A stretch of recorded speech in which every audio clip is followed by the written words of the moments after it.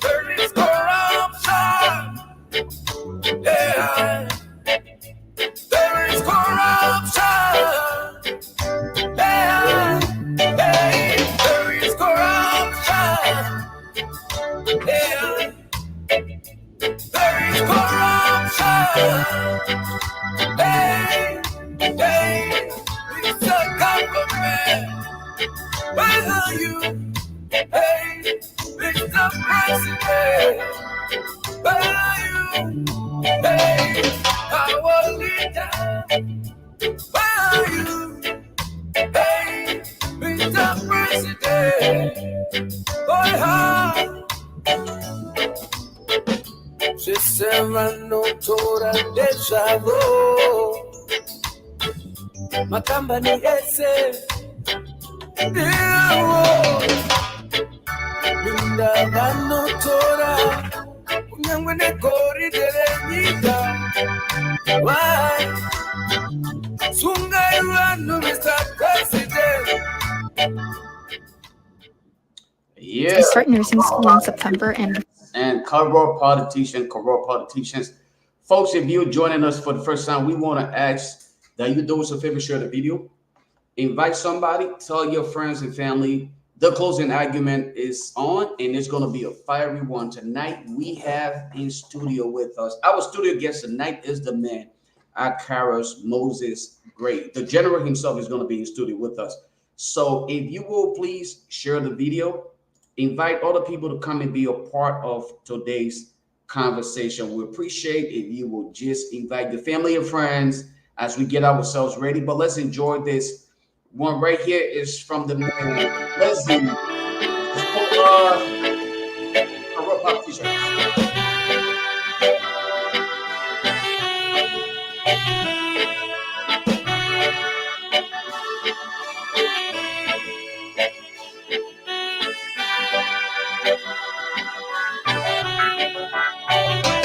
There is corruption.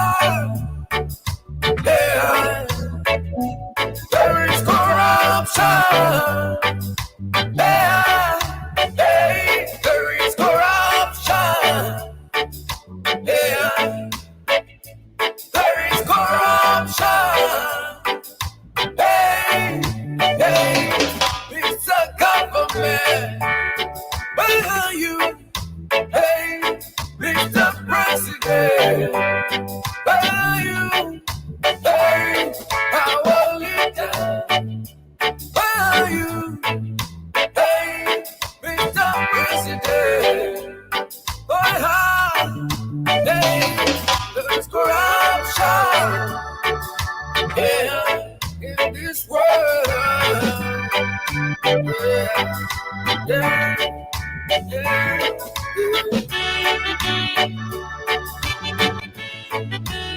Ese es un paso mío.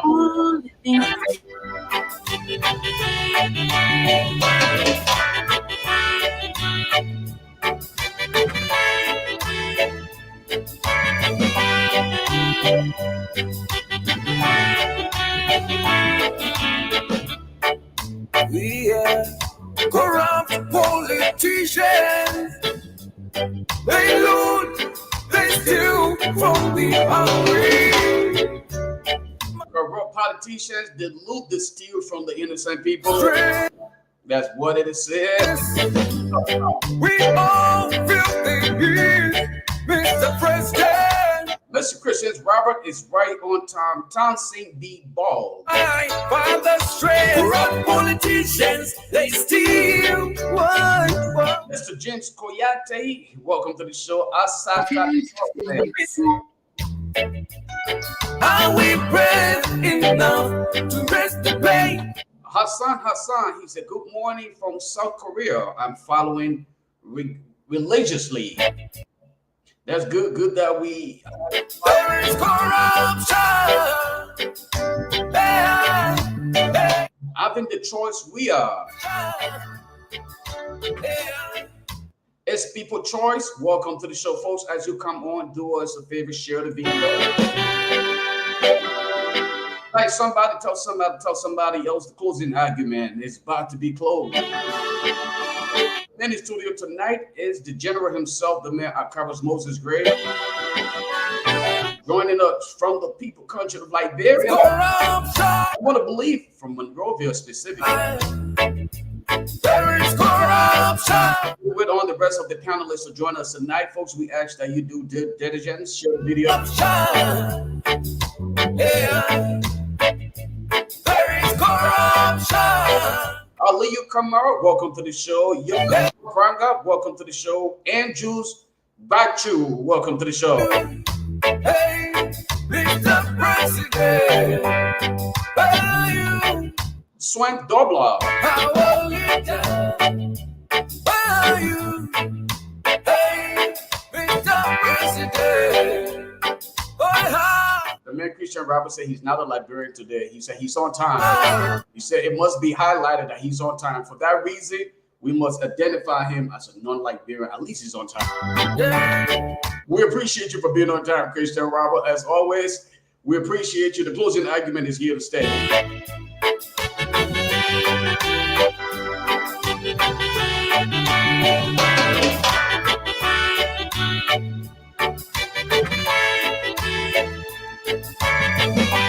Kwasi Johnson, he said, good evening to the closing argument family.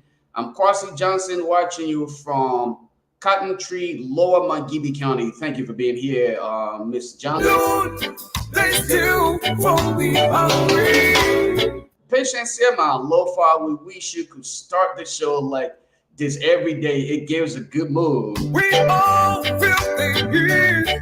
Most definitely, we are here to get you in the good mood and definitely get the people things going on. This is the closing argument, and this is how we do it often. Corrupt politicians. Corrupt politicians are corrupting the system, and you, the people, must be again engaged as Enough to face the But we appreciate the compliment, the appreciation, and we must say just commanding the little things that we do. Patience, Sema. So thank you. Yeah. There is corruption.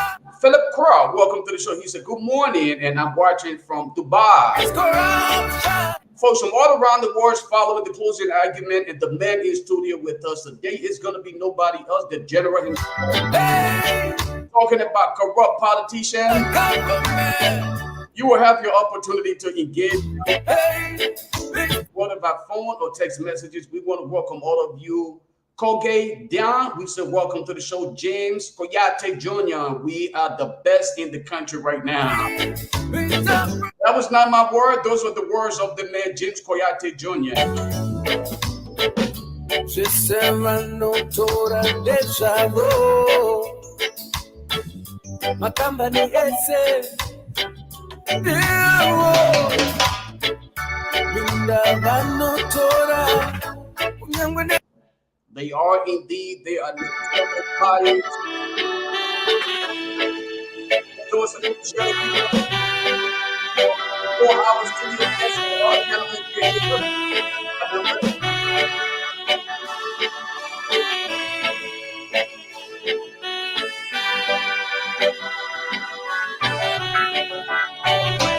There is corruption. Yeah. There is corruption. Yeah. Hey, there is corruption. Yeah. There is corruption. Mahari Chelsea Soiree, she said, we are right here. Set the show on Blaze tonight. I guess those words were meant for the man who's coming in studio, our studio guest, the man himself, General Akaros Moses Gray. Chelsea, as often, we appreciate you for being a part of this podcast. We appreciate you for your continued support, like everybody else. Eugenia GW, we say welcome to the show, Mama. Good to have you on here, Miss Beautiful.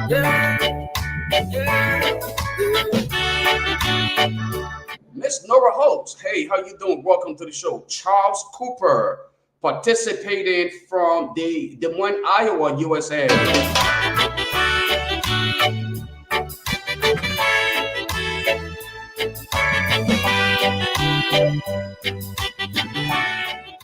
Saint W. We are journalists. Welcome to the show. We are corrupt politicians. They loot, they steal from the hungry. Joseph Koyani Paul, he said, Mr. Crook politician. By the stress, we all feel the heat. Mr. President, corrupt politicians, they eat. Mothers cry, fathers stress. Corrupt politicians, they steal. Why? How we breathe enough to face the beast? How we breathe enough to raise the pain? There is corruption. Yeah. There is corruption. Sita Chelsea P. Nervous, welcome to the show. Hey. Great to have you on here. Yeah. There is corruption. Hey. It's a government. Where are you? Hey. Mr. President. Where are you? Hey. Our leader. Where are you? Hey. Mr. President. Mr. Politician, Mr. Corrupt Politician, where are you? Where are you? Where are the people? We are talking about political hustlers. We are doing a whole lot of things on here. Folks, we want to welcome all of you to Talk Liberia. As you join us, we ask that you share the platform, share the video, share the live. If you're joining us on radio, in Radio Land in Liberia, we want to thank you for being a part of the conversation tonight on Truth FM and Hot FM. We appreciate you.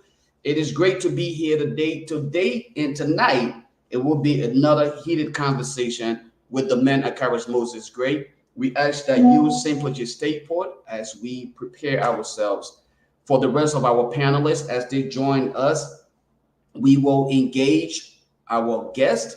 But while we are getting into that, quite a few things that I feel like we should start. I just want to share with you guys what happened today. You know, while I was at work, and these are some of the things that we don't take, we don't take seriously.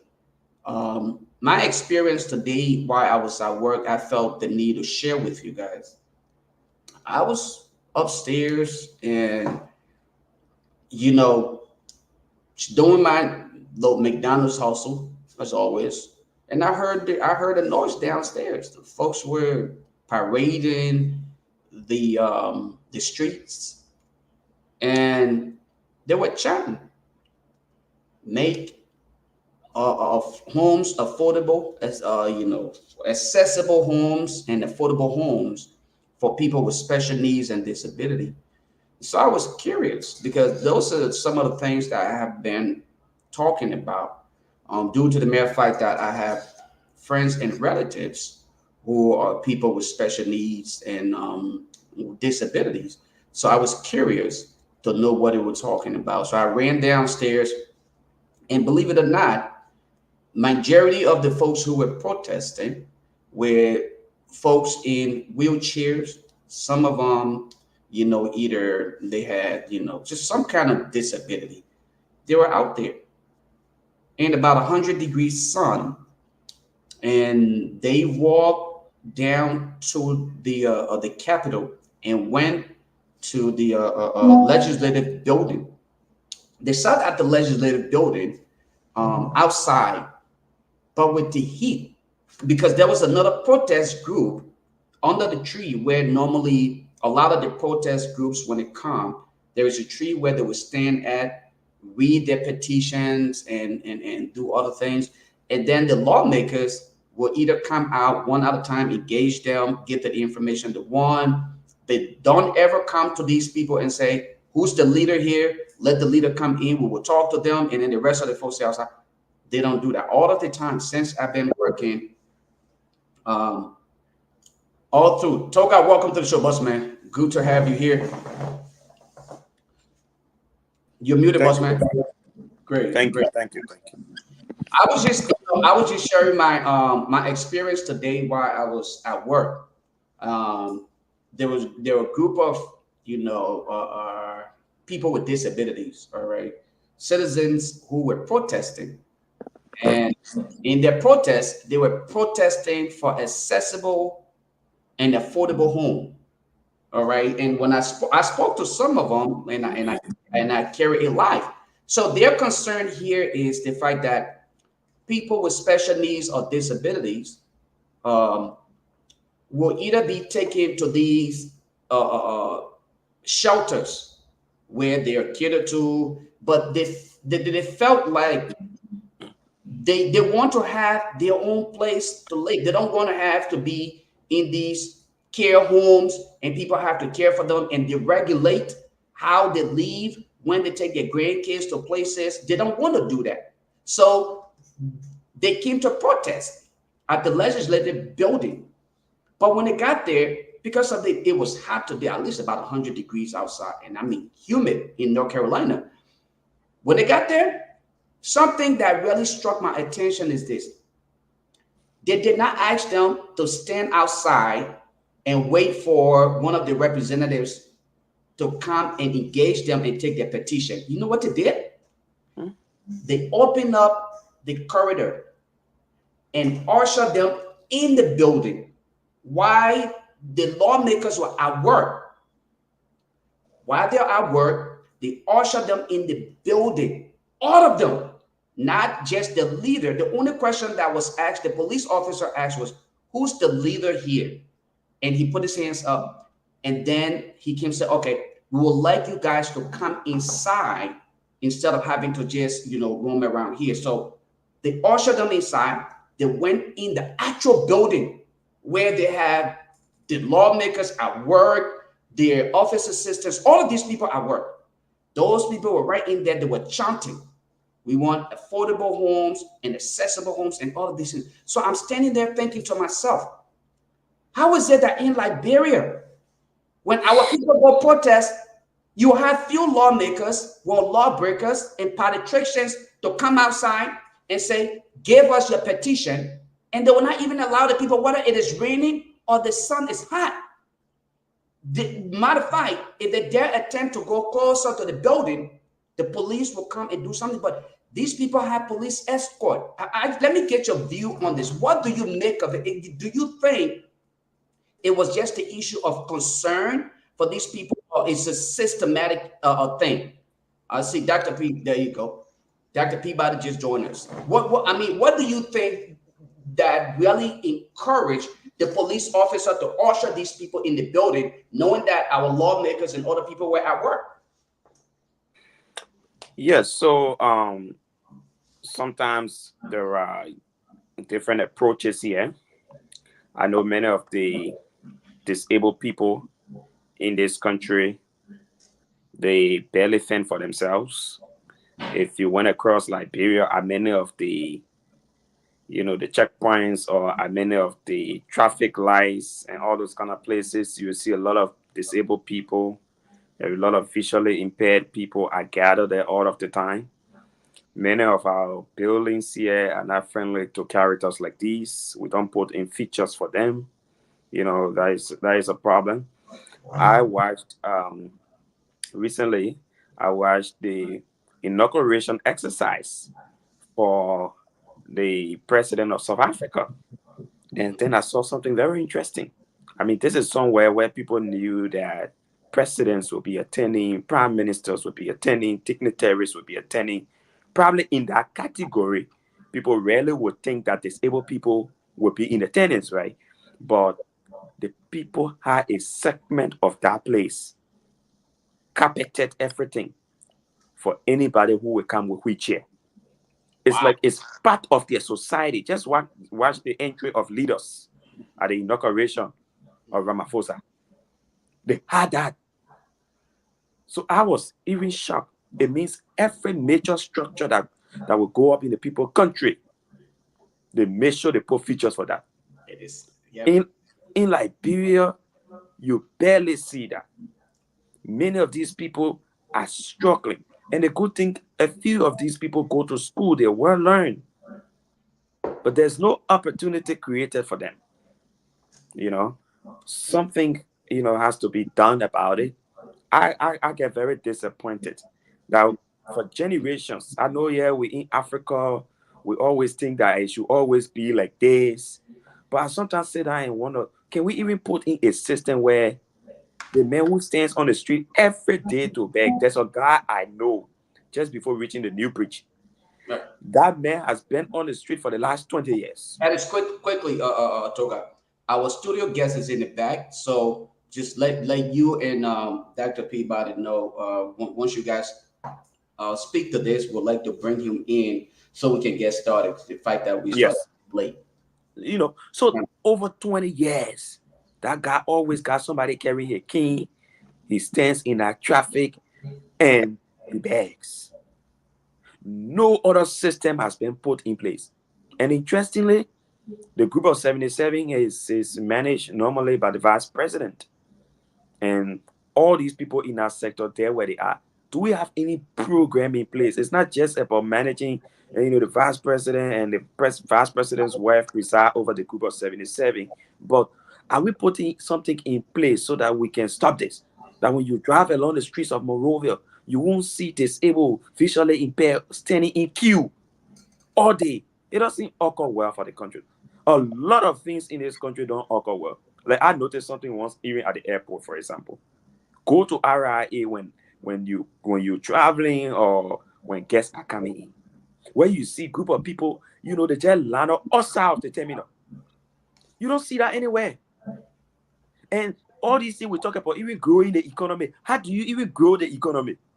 You go right here, like places like Abidjan, the people terminal, when you're going to receive guests or when you're traveling, where you seated, you definitely will spend some money. Because they will put you in an environment where you contribute to the economy somewhere or other. We don't have that. Right. It becomes embarrassing. We need to change some of these things Great. to better the country. Great, Alex. Dr. Peabody, welcome. Our studio guest is already seated in the back. Welcome to the show. How's your day, boss man? Thank you, guys. Thank you for holding it down, Julius. Always. You guys, thank you for holding down. But it's good to be here. Tired, but we are again on the closing argument to listen to one of very, very, very wonderful Liberia's finest politician.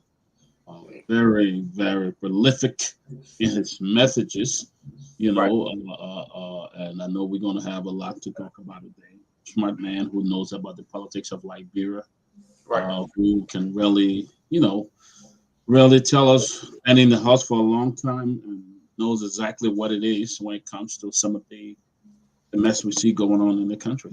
Be good to have him. Thank you. Folks, let me just introduce to you the former representative, Akaris Moses Gray, joining us all the way out of Liberia. He served his district, but he will elaborate on his tenure and other things. Tonight's conversation will heavily be surrounded on specific issue here, the asset declaration. We will discuss the asset declaration and the recent yellow machines, the buses that were actually, brought into the country or stated to have been, given to Liberians, Liberia, the legislature, current performance, of course, and the damaging report that was provided by Centel. And of course, we would like to know from the representative about the current status of his district. But we will start the conversation that way. Those are our agenda items for tonight. Stay put. We will also give you all the opportunity to engage the representative or the former representative. And hopefully after that, once the former representative leaves, we will then analyze his performance and also give you the second chance to call in and tell us about his performance on tonight's show here, the closing argument. So folks, do us a favor, stay tuned, stay with us. Let's bring in the man, Representative Akaris Moses Gray. Former representative, let's hear from you. I guess once a representative, always a representative. Is that correct? Always, except Dr. Peabody would not want to accept that. But let me begin by saying, I agree that you're one of the finest. You've always been a representative, and You know, one of the name in the house. Let me begin. Let me begin by saying, it's good evening from our end.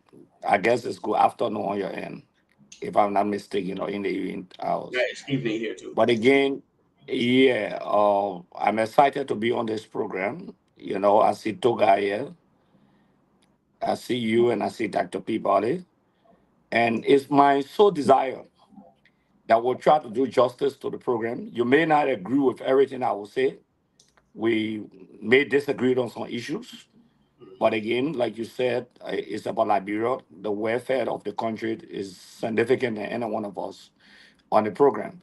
I wanted to share a joke when I come here on the program. A lot of people say, "Oh, what are you going on the program for?" And I told them, I said, "No, I want to go on the program because I've had some restrictions on my appearance on some programs. I want to go on the programs where we discuss the issues, whether agreed or disagreed. We got to focus on the cardinal issues of national concern. So that's the reason when Judas got to me, when he reached out to me, I agreed I will be on this program. And I think this is one of the best organized programs. I must admit to that because I'm a religious follower of the program. Thank you, former Representative Carlos Gray. And going forward, I guess Dr. Peabody consented. So once a representative, always a representative. So we just reference you as a representative going forward. What's the panic about? Why do people don't want you to come on? Let's start the conversation now. Well, let's be a little casual here. I mean, what's the panic? Why won't they? Why won't they want you to be on here? What do you think probably could be the reason why they are? No, when I say people, it's not my No. supposed follower. I understand, but right. But those who are actually opposing your appearance, why do you think they would do that? Basically, a lot of people want piece of the pie at this critical juncture. So, Okay, I've not been appearing on online platforms that okay, based abroad. right, If you notice, for the last 1, 2, 3 months I've not really been appearing on your online platforms like yours at the international level, except right. maybe one or two local radio stations. Because sometimes the way the conversation they have with the guests, the respect with the guests, the issues. I want to sit on a platform where people who understand the issues, who will ask intelligent questions, for example, who will disagree with me on issues. It's not on personality, not a personality clash, but rather the issues. For me, those are things that are very important because, like my page, I have more than hundreds, some more thousand people, international friends, and other people follow it. So some people are very concerned about where you go, who are the journalists you sit on. Sometimes it doesn't worth it to appear. Okay, great. Well, we want to welcome you. We have Kedibo Gonglu, Toga Alex Bearded, myself, Dr. Peabody, who may join us later, and there are other panelists who may eventually join the conversation. Dr. Henry Peabody, who's actually coming on now as we speak. We will be given an opportunity to address or pose specific questions regarding the specific topic. But let us start tonight's conversation with this particular section of our agenda. Your district. Are you still in your district? Are you currently living in your district? And if I'm so, speaking. if Yeah. so, give us a status. Give a status update on your district, and we'll get into other things. Basically, I'm in my militant form because the CDC has its militant week. So Mhm. that's why I'm in my militant form. But I'm speaking from my district, in my little room. I have my little office, Mhm. okay, where I sit from on 9th Street, especially the Bakers compound directly.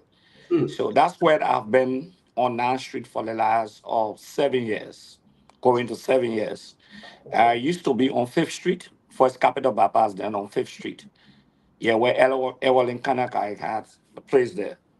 But yeah, the district overall, I think it was fair enough, to be frank with you, to provide uh, the benefit of the doubt for the first 3, 4, 5, 6 months to the representative to see how he will progress with the smooth operation of the district, which is very important. And I didn't decide to criticize in the public glare. We have our own chat room. Sometimes we have some disagreements on certain issues, but I think with the latest report on Safuni, your workers' money, whether eating it or distributing it, it's a serious sign of corruption. It's not abuse of power, but it's clear corruption. And I thought that the interview he granted was not a good one, especially to admit that is part of. Oh, I think the former lawmaker got a problem out there. Well, guys, when the former lawmaker comes back, we will go in this order. Toga, you will Let push me, your. let me say this to you, Lofa Julius. Yes, sir. The Liberian government, the Liberian Telecommunication Authority, Uh-huh. they usually do this. They could be hacking or Gray. He may not be able to speak tonight. During the election, Uh-huh. I mean, it happened to some candidates. I know this for fact. Wow. Gray may be interrupted continuously tonight.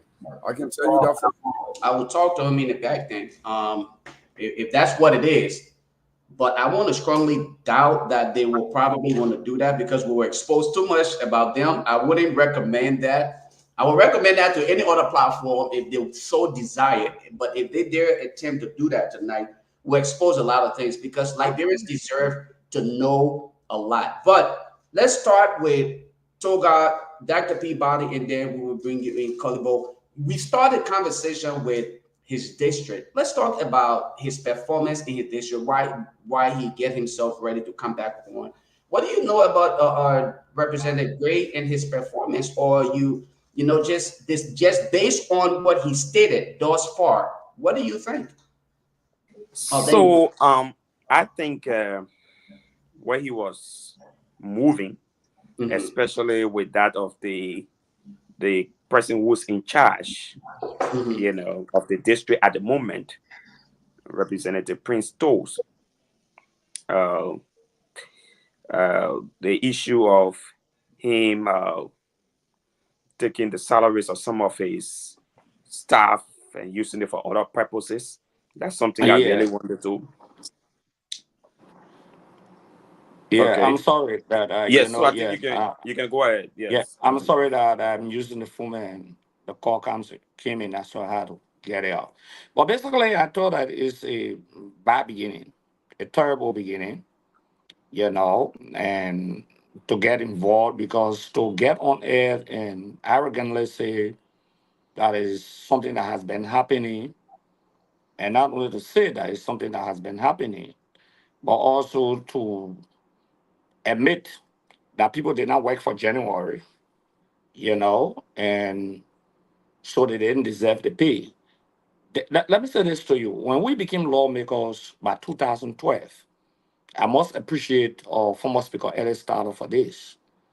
Before we became lawmakers, there was a tendency where checks were given, and then some lawmakers will make a determination of paying their people. And there were one or two complaints before we became a lawmaker in 2012 for January. So we reached a decision that every worker in Capitol Building, whether personal staff, there are two categories of workers in Capitol Building. Personal staffs mean people who work directly in your office. And then we have what we call central administration with a different department, the procurement department, the maintenance, the press, the secretariat, all of those departments. Basically, they are civil servants. So we call them central administration.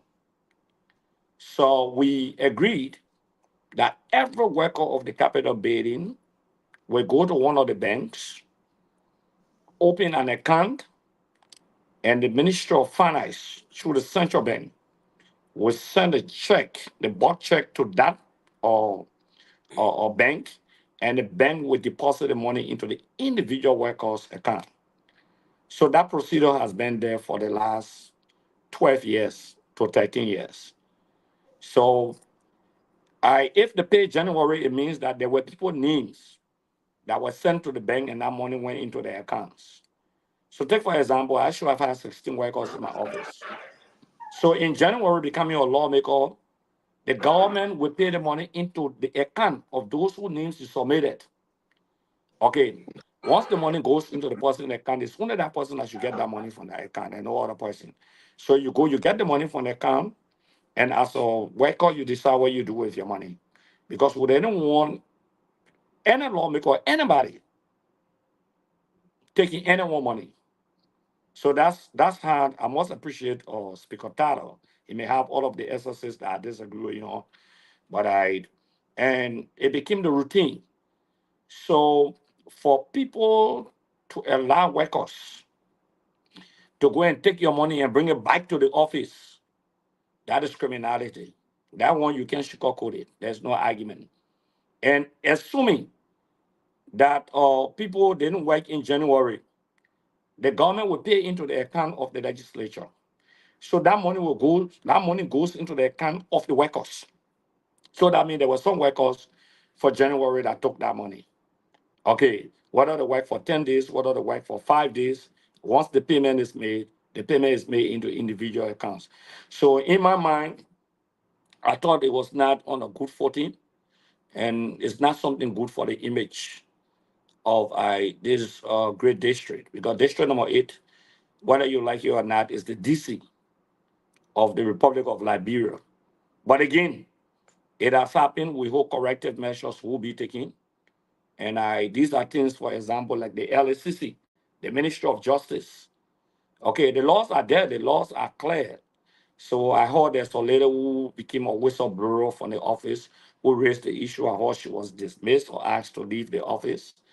But under the whistleblower act that we passed, under the Warehouse Like Administration, such a person is protected under the whistleblower act. Even the Witness Protection Act, you are protected. Even under the Code of Conduct, a worker in the office can have a disagreement with his boss and advise his boss and expose abuse under the Code of Conduct.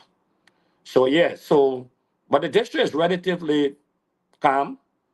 People are going about doing their normal businesses. The politics will always be there. And I think District 8 is a great district, I must admit to you. It's a very great district where it's very pluralistic, where you have the highest number of people that come to work in Liberia. They come to District 8 because of the land ministries and agencies, the 3 branches of government, students. You have the highest number of universities, almost 4 to 5, and colleges, nothing less than 5 in the district. You have a lot of entertainment areas. So people come in and people go. So everyone is involved into the social economic welfare of the district and the politics of the district. So District 8 is for Liberians. It's not just for the people who reside in the district. Everyone talk in the politics of District 8. Thank you. But again, I just wanted to say that I think the Almighty God wanted me to have some relaxation. So I'm good. And I just go around, I sit to some entertainment area, take my little thing, my little shot, which is normal. And that habit, I can't run away from it. It's normal for me. So people may have seen me some area 1 or 2 times. But that's my habit. And it makes me feel good when I listen to music. I go on the beach. I sit where you are sitting, sir, then you make it up that day. Then we are sitting. I just said maybe you saw me before. All right. So let's again. I'm sorry. Go ahead. Yeah, but it's more relaxing, to be frank with you. You don't have the normal persons who come to you every day, like knocking on the door, the problems. And so sometimes when people come and say, oh, we got a new representative, we're all going outside, and say, well, we still got to come to you. But again, I still take care of the sizable normal students that go to school in the district. It's a big challenge for me, but it's now ordinary. Because some of those kids, I took them I took a kid from 2nd grade. Okay, one of them will be graduating. I'm so proud of them. The other one I took from 6th grade, So it's not ordinary to say you can't help them. But again, the Almighty God has been very great and good to us. Thank you, Representative Gray. We'll go Alec, Toga, I'm sorry. We'll go Toga, we'll go Dr. Peabody, we'll go Kellybo. How many questions I got? Oh, you got 2 questions, like always, 2 questions. There are many topics we get. No problem. So let me say I'm sorry, what you said what? I came in before Alex Jones and Henry Peabody. No. Actually, You it came was in before Alex. Alex Jones, but now It was Dr. Alex, No, Dr. Peabody, you, and then Alex Jones. In that Yes, order. Alex. The order you came in is what I'm considering. Exactly. That's The order. exactly what the order was. But Thank you. we had So, enough topic. Everybody will talk. Trust yes, me. and interestingly, we started on time today. I think a lot of people can start jumping in sometime 1 hour late, 30 minutes late. But I think because former Representative Gray was coming, so a lot of people, we all ran onto the show just in time. I had to run from where I was to be here in time to make sure I can put my questions across. But interestingly, let me just say, because it came up partly in the chat room about some of your concerns, whether the show was as popular as it is and stuff like that people brought to your attention. But the thing is, even as we speak, there are over 1,600 plus people watching the show. All right. This show is also on Truth FM, and we all It's know one of that the best. Truth FM is one of the mostly followed radio stations in Liberia. Interestingly, this show is also on another radio station, which is a sister station of True FM in Nimba. So that means people in Nimba County are also following this show. That's one of the, I think it's the second largest populated county in the country. All The right. second, yeah. Exactly. So you also have Hot FM. Those sometimes, except for the way Truth FM is, very committed like that. But Hot FM, sometimes they come in, go off and stuff like that. But I think we'll try to address that. So probably if you're following, we're talking about over 3,000-4,000 persons, genuine people. Organic. You got network problem. You want to talk? You in Liberia. You got me. Or in Liberia. Toga, if Toga is not here, let's hear from Dr. Peabody until Toga gets back. Then we'll throw it back to Toga. Dr. Peabody, you with us? All right, go ahead. I could give you my time, but welcome, Senator. I know you went through. People were calling you. This is a small platform.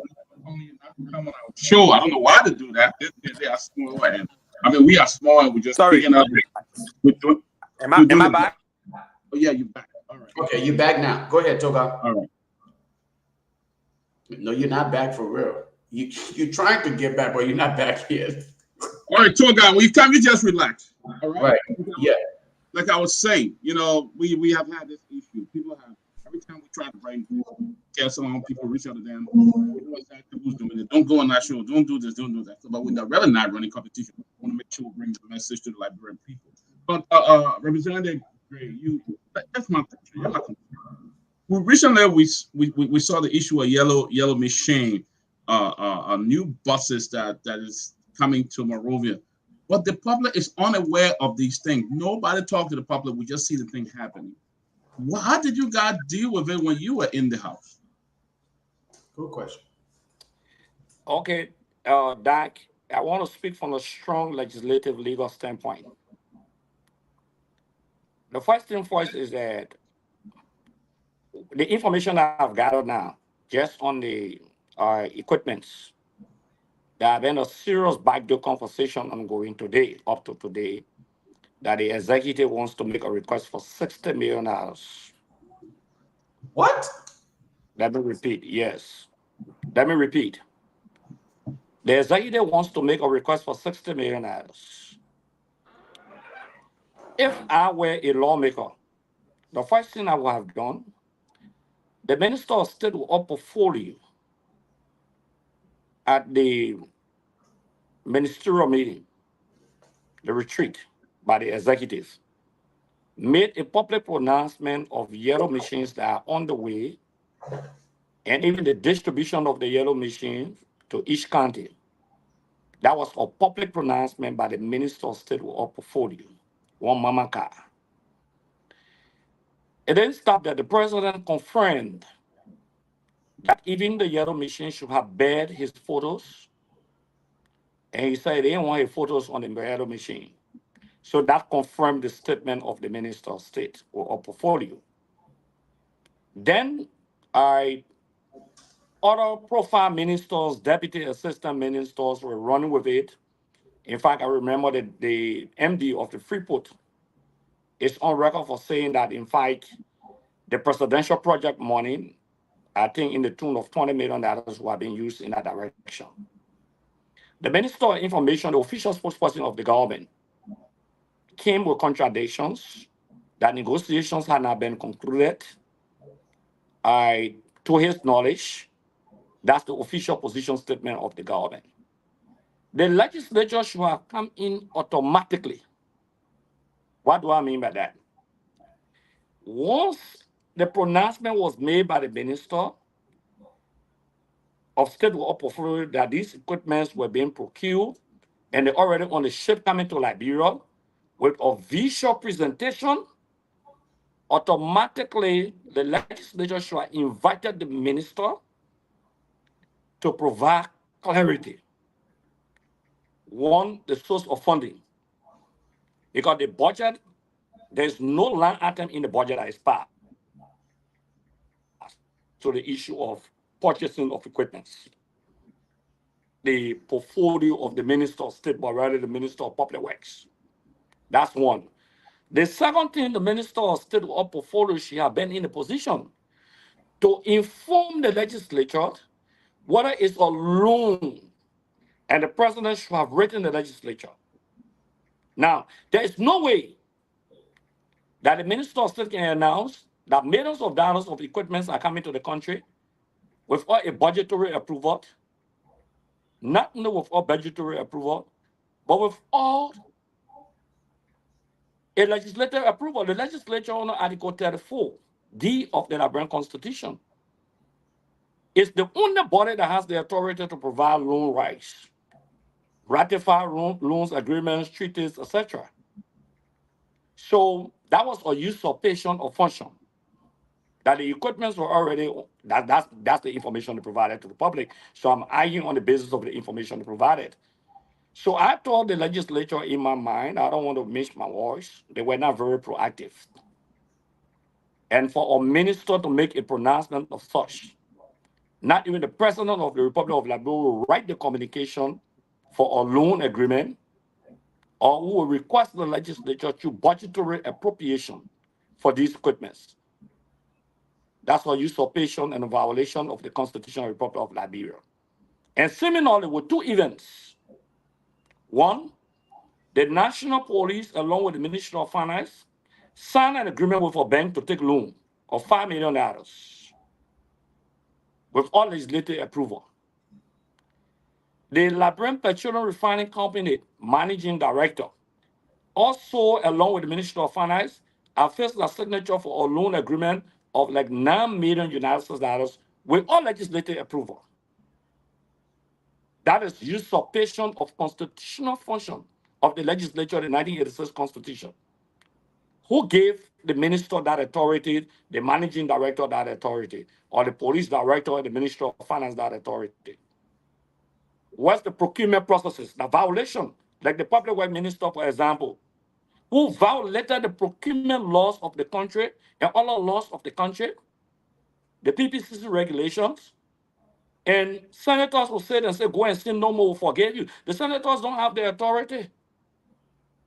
No senator has the authority to pardon anyone. Only the president has the authority after you are found guilty. Even if you are going through a due process through the court, the president cannot pardon you.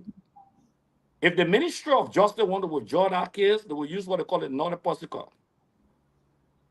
The president cannot pardon you except you are found guilty. So these are gross violations, flagrant violations of the law. My legislature, when I say my legislature, because we have a lot of lawmakers. I know now the LPRC is under investigation, but it should be a public hearing. Because these are flagrant violations of the law. You cannot sugarcoat it. And as a result of that, the legislature can recommend dismissal. Think about that. That an executive member, let me give you a history of 2006, when Senator Snow became Speaker. He initiated a foreign policy conversation with Taiwan, along with one assistant minister. The executive got so furious about that. President Salih, because the foreign policy direction of the country has to be initiated by the president, the Ministry of Foreign Affairs, or the executive branch of government. That's what the law says, the Constitution. So one of the reasons that Snow College fought him to remove him from office because they say he had breached the Constitution. And he had usurped the function of the executive branch of government, and he had no authority. And to climax it, Liberia had recognized the one China policy. So all of those things, those were the first issues that were raised against Speaker Suno by then, and that's one of the counts for a college removing. This is a precedent case. So the lawmakers, in fact, for the fact that people usurp their constitutional, I'm not saying just legislative function or legislations. I'm not saying executive order. I'm saying the Constitution of the Republic of Liberia under Article 34 gives that authority to the legislature and not the presidency, not any minister. And somebody say, I pardon you. You broke the laws. So the next time is that any government official who create a crime, you just go to the Senate, they will say, we'll pardon you if you kill someone across the road. That should not be the case. So on the issue of the yellow machine, first and foremost, it may be a beautiful concept, don't get me wrong. But there are a few issues that may be concerned. The source of financing. Who is Mamaka? For example, the Minister of State. What is her history? The Minister of State, I mean, her portfolio. Who has she been dealing with? Are these people genuine business people, for example? That terrorist grouping all around Africa, around, especially in West Africa. I spoke to some partners of the international. They're very concerned about the source of the funding. They're concerned about the characters who are bringing the machine. They want to know. They are making inquiry into this. You see Boko Haram right in Nigeria, right here, Togo, Burkina Faso, Niger, Mali, Guinea.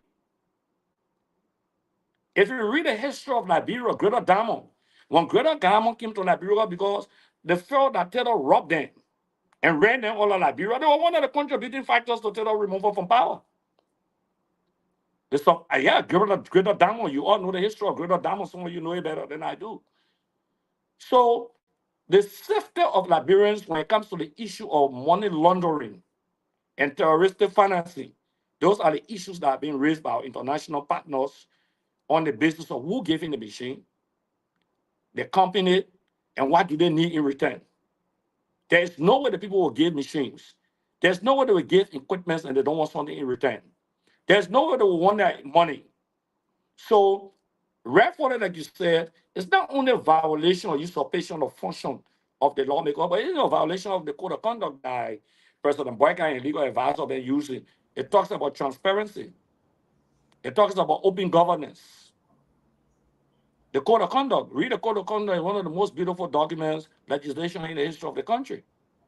So to answer your question is that the issue of no machine should get on the sword of the Republic of Liberia with all the legislature being properly informed and with all the legislature performing their function. For those machines to come to this country first and foremost, with all a budgetary line for payment, with all a loan ratification agreement, because there's no way those machines will not fall under the two categories. Either budgetary approval or loan ratification. Today, as I speak to you now, the executive is meeting one or two persons with the hope that it can secure a $60 million loan agreement. Thank you. My second question here, Representative. That is really sad. In fact, you talk about the public works minister. They violated the law at the PPCC, and I understand the LPRC managing director did the same thing. Now I understand that the police is even going to the bank to secure $8 million loan.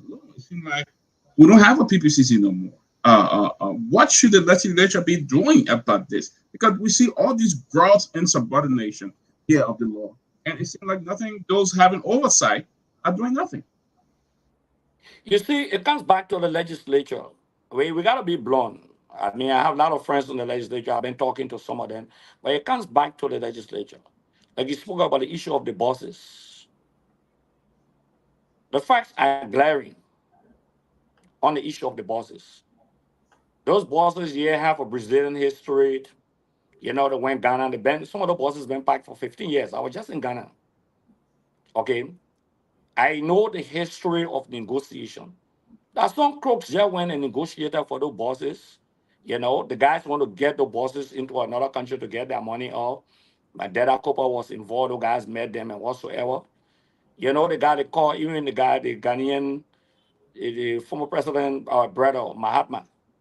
Okay, he's deeply involved with most of these things because he wants the resources of Liberia to do some business here. The police director was just in Ghana that 4 days ago, if I'm not mistaken, just 4 or 5 days ago. That money they even placed in the budget to say they want loan. Okay, that is signed for. It's the cars will be coming from Ghana for the police, the equipments, all equipments that they want from Ghana. The guys, Liberia is not a dump site where people will use equipments in Ghana or they are not usable in Ghana, and then they go and talk to some private people in that place that are doing businesses and what's. They come and dump it in Liberia. You know, it's like a toxic. Ghana refuses it on their coast, then Liberia accept it on our coast, and they dump it in our water. It's very dangerous. Okay, the whole thing is a scam. It's just to bring no bosses here because the bosses, to be frank, they can be used in Liberia. You talk about 300 or 400 bosses from Brazil. The bosses are already in Ghana, been back for 10, 15 years. Now, public record. You people are in the media. You can speak to people in Ghana. You can do your independent investigation. Okay. So, and the kind of criminality is now good. Even if you look, the 100 days plan, go to the budget, the $41 million budget. Do you know that 300,000 US were placed in the budget to purchase equipments for 15 buses to fix them and get them back on the road? Are you aware of that? Go to the budget, the $41 million budget, 300,000. And they made a commitment because it came up at the time that they wanted the motorcyclists to leave the street. So Liberians were saying, what's the option? When you guys leave the street, what's the transportation option? So one part of the 100 days plan of President Boykai was the request for the $41 million, where that money, they said $22 million will go to road, no car was get stuck in the mud. And then 300,000 United dollars should have been given to the Liberian National Transport Authority. Okay, so they are yet to account for that money. I heard them on some flimsy conversation that is send their engineers, their mechanics and whatsoever to go to the companies and blah, blah, blah, and whatsoever. But 100 days have come and elapsed. That portion of the budget has elapsed. So what are they doing with the money? 300,000 United dollars. And then you go take all bosses today. You know, we got people in the system. 2 of the bosses they brought, one could not move today. They brought two bosses to test drive. One could not move today. Today, one of the bosses. They may not even have the spare parts. These are all materials. So that's where the robust nature of the legislature comes in. You got a committee on transport. You got that committee on transport. So the committee on transport has a responsibility to properly investigate the matter and inform the Liberian people. The Minister of Transport is saying he's not aware. He's on public record to say he's not aware of that. Somebody say, oh, it's not the government that's sent for that. I also said it's not the government. When the government advisors and other appointed officials of government went and received and spoke on behalf of the government of the Republic of Liberia. Okay, that's the photo that you're looking at. So that boss cannot move today. These are all bosses, and the bosses are not just made for any rule. Okay, the bosses are not just made for any rule. They apply a particular rule, stress. That's what they do. Whether we have the rules in Liberia, we may not have the rules. We cannot get the spare parts. We run into serious problem. So the issue of trying to impress the population, impress the presidency, the legislature will have to stand up because the legislature under the doctrine that I've said, and I want to be on record. I've always said, and I want to say this, I've said that in-house in the CDC. I'm saying that in the public also. The speaker, I know the speaker and the deputy speaker will not be fighting the executive branch of government under the doctrine of coordination, but under the doctrine of the independence of the legislature and separation of powers and check and balances. The legislature is under obligation to check the executive branch of government. The independence of the legislature is very important because if the legislature cannot stand up, the population will hold the legislature with the executive branch of government. And that's one of the problems we face. When we're in the legislature, people will think that we can implement the laws. Okay? So just do your work. Bring the LPRC guy, put him on the stage. He's a witness. Gray in the public. The public want to know. Bring the police director and the minister of finance. Great. Bring the transit authority head. Bring Mandana Kopa, who want to receive the bosses on behalf of the executive branch of government. Okay? Bring Mamaka. Ask Mamaka the technical questions. Who are the people bringing the bosses? You said it. Let the public get to know. There's not a society that will run on some bush that people will say we can't see the devil face. Thank you. It's the public that voted for this devil, so it's not a devil that should be behind the scene. So all of these things, at the end of the day, I'm a blunt guy. Our people in the legislature, especially opposition lawmakers, they have to make the difference. They have to stand up. Okay, because I don't think the Liberian Senate will do anything more than they are doing. It's a compromise. The leadership of the Senate is deeply compromised. They're part of the ruling establishment to a greater extent. Not only are they part of the ruling establishment, they made a lot of recommendations for appointment in the executive branch of government, whether at the local level of the governance process, whether at land ministries and agencies. So they are compromised. So if they want to fight the executive branch of government, the president will say, okay, I appointed your wife, I appointed your sister, I appointed your cousin. The last thing, asked me to appoint 2 persons, and I asked you to do something for me, so I will take the jobs from them. All right. Thank you, Representative Gray. And we really do appreciate you being detailed and extensive with the response. We appreciate you just be a little bit more concise due to the fact that we have several other things on this agenda that we would like to address and give our audience the opportunity to call in. But again, due to time constraints, but we appreciate you just a little bit more concise with your response so that we can get other people to actually contribute to the entire conversation. But thank you. Let's go back, if you will, please. Let's go back to Toga. Toga will ask this question, and then we will go to Kedibo. 2 questions. Thank Go you ahead. again. Yeah. Thank you. And so I think Honorable Gray tried to talk a little more about the legislature. I followed the proceeding with the appearance of the managing director of LPRC. In fact, I wrote an opinion on that, and I felt very disappointed in the way the speaker handled that proceeding. And the fact that the managing director was invited on a constitutional matter, violation of Article 34D of the Constitution, talks about borrowing, loans, and other things emanating from the legislature, that he would come and then he gave the speaker some documents, and the speaker starts to say that, oh, these documents that he provided, we have to go back now to analyze them, to assess them, so it's going to committee room. And so the managing director had no word in that. I felt completely disappointed. But I mean, the fact that this speaker comes from the CDC, of which you are a part of, and I mean, you seem to be saying, yes, internally you've expressed some issues, but I don't think you internally express issues about the government. What is your own impression about this speaker and his proceedings? That's my first question. Thank you. Let me say this to you. The plenary is bigger than the speaker. The plenary is the highest decision-making body under the rules of the legislature. The speaker's responsibility is to guard the flow. the reason for which the speaker may have,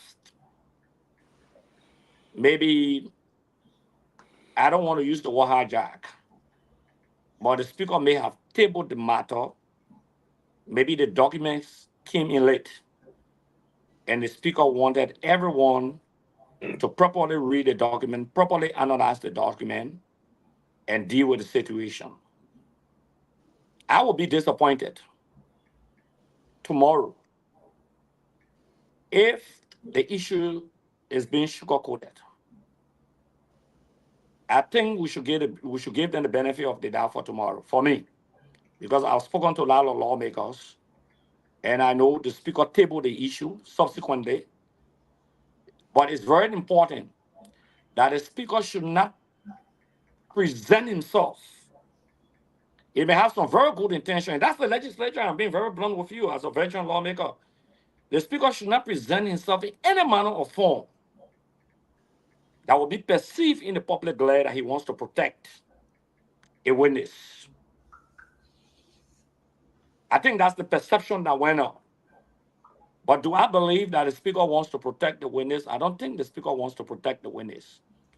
I think the speaker, as a counselor, and the position from which he stands as a former deputy speaker, I think the speaker wants the witness to be dealt with in accordance with the law and from an informed position, and not just from the talk on the sidewalk. Informed position from where all the documents are. The guys can ask for the documents. Maybe we provided him the authority. So basically, tomorrow for me will be a great day. But I don't want my speaker that I fought for. I was in the vanguard fighting for him to be speaker. I don't want the speaker in any manner or form or the deputy speaker to be seen as somebody who want to compromise the interests of his colleagues or the public trust. And I think the speaker was only trying to guard the flow. That's his responsibility, to guard the flow, to do the proper thing. Now, here is something I'm also getting from the cycles of the LPRC. I'm getting also some information that this 7.5 million loan that we're talking about that is being negotiated or has been negotiated with EcoBank is something that started with the CDC administration on Madam, I think Mary, something. I think it's her name from LPRC. She was the managing director under the CDC. It is my understanding that this is a loan that started from her, probably concluded, but then the bank did not want to release the money on grounds that the country was on the heels of the election and they didn't know what would happen. So the bank did not want to just put their money out like that. Now, what comes into play here is the same legislative approval. And at that time, you were in the legislature. At any point in time, did you get any information of such that the managing director of the LPRC, when you were a legislator, was negotiating anything about 7.5 million loan, I think, to fix storage facility there and other stuff? Are you in the know of this? Let me say this to you. I heard exactly what you said. And I think it's the scare tactics. If a managing director under the CDC was wrong, the managing director under Unity Party should be wrong. We got to stop this strategy of scare tactics. If a negotiation started, I'm not aware of that. In fact, I was not on the committee on state enterprise because LPRC is on a state enterprise, the committee. Okay. At no point in time that was brought to the legislature. You followed the entire time. At no point in time the public even discussed that, or maybe there was a leakage. So let me assume, somebody brought it to me also. Let me assume that the negotiations started with the former managing director of the LPRC. And you came to power knowing full well that it's a wrong negotiation, and you concluded the negotiation and fixed your signature to the negotiation and operating with the loan. Does that negate the fact that you have not violated the laws of the country? Does that negate the fact that you have not usurped the function of the legislature? There can be no justification, because this is the tendency. I want to say this to you. You can't be using the CDC as a measuring rod to do we are led administration, the CDC led administration as a measuring rod to say they did wrong, and you justify the same wrong you are doing today. You said you were coming to make a change. You said you will rescue the country. So if there have been any violation by the former administration, that violation should be corrected. If you are getting the point. We met violations by the former administration when we took over. We met violations ranging, for example, at the National Port Authority. China Union declared bankruptcy. But we were owing the Liberian government nothing less than $5 million. We said, no, you have to pay the money. So it doesn't mean because the past government or people in the past government accepted certain violation of the Constitution. Okay, then you should accept it and you should implement it. Then what's the difference to the table? If that issue was not brought before the 54th legislature that I serve in, it's mute. Let's be realistic, gentlemen. All of you on the show here today, somebody killed before, then catch a man. You kill, then you say, oh, my friend killed before. What is before the judge is what we deal with. And what is before the legislature is the issue of the current composition of the LPRC usurping the function of the legislature. And, you say I shouldn't talk more, but that's a meaning. The managing director of the LPRC should not be managing director of the LPRC by the code of conduct. I'm the chief sponsor of the code of conduct. I sponsor the code of conduct. The code of conduct that President Boykai, a legal person using, the code of conduct is very clear that if you're managing a political party or political campaign, political management is clear in a political campaign. You cannot be an appointed official of government and at the same time managing your political party. Senator Dillon raised that issue, I think 2 months ago. Maybe you follow it. And even asked them to resign. So for the Secretary General of Unity Party to be the managing director of LPRC, even appear between the legislature is a violation of the code of conduct. It's a violation. The code of conduct is very clear. It warrants dismissal. And why the people running behind the turning officials, they say they campaign for CDC. Even when Yang Tuan was campaigning, it's the Secretary General, the chairman of the Unity Party, who signed a document for his participation in the election. That's what electoral law says. And the chairman of the Unity Party is the head of the board of directors of National Port Authority. They are in gross violation of the code of conduct. Our laws we're discussing are not discussing our current sentiments or emotions. We are discussing what is written by law. So just the appearance of the managing director of the LPRC to the legislature is an insult to the legislature while he's still serving as Secretary General for the Unity Party. It's an insult. These are the things that we're flagging. We're flagging genuine issues. We're flagging legal issues. We're flagging not just moral issues, but issues that border on the law.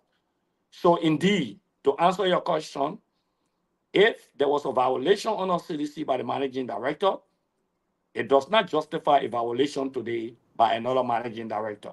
They came to make a change. The change must be executed.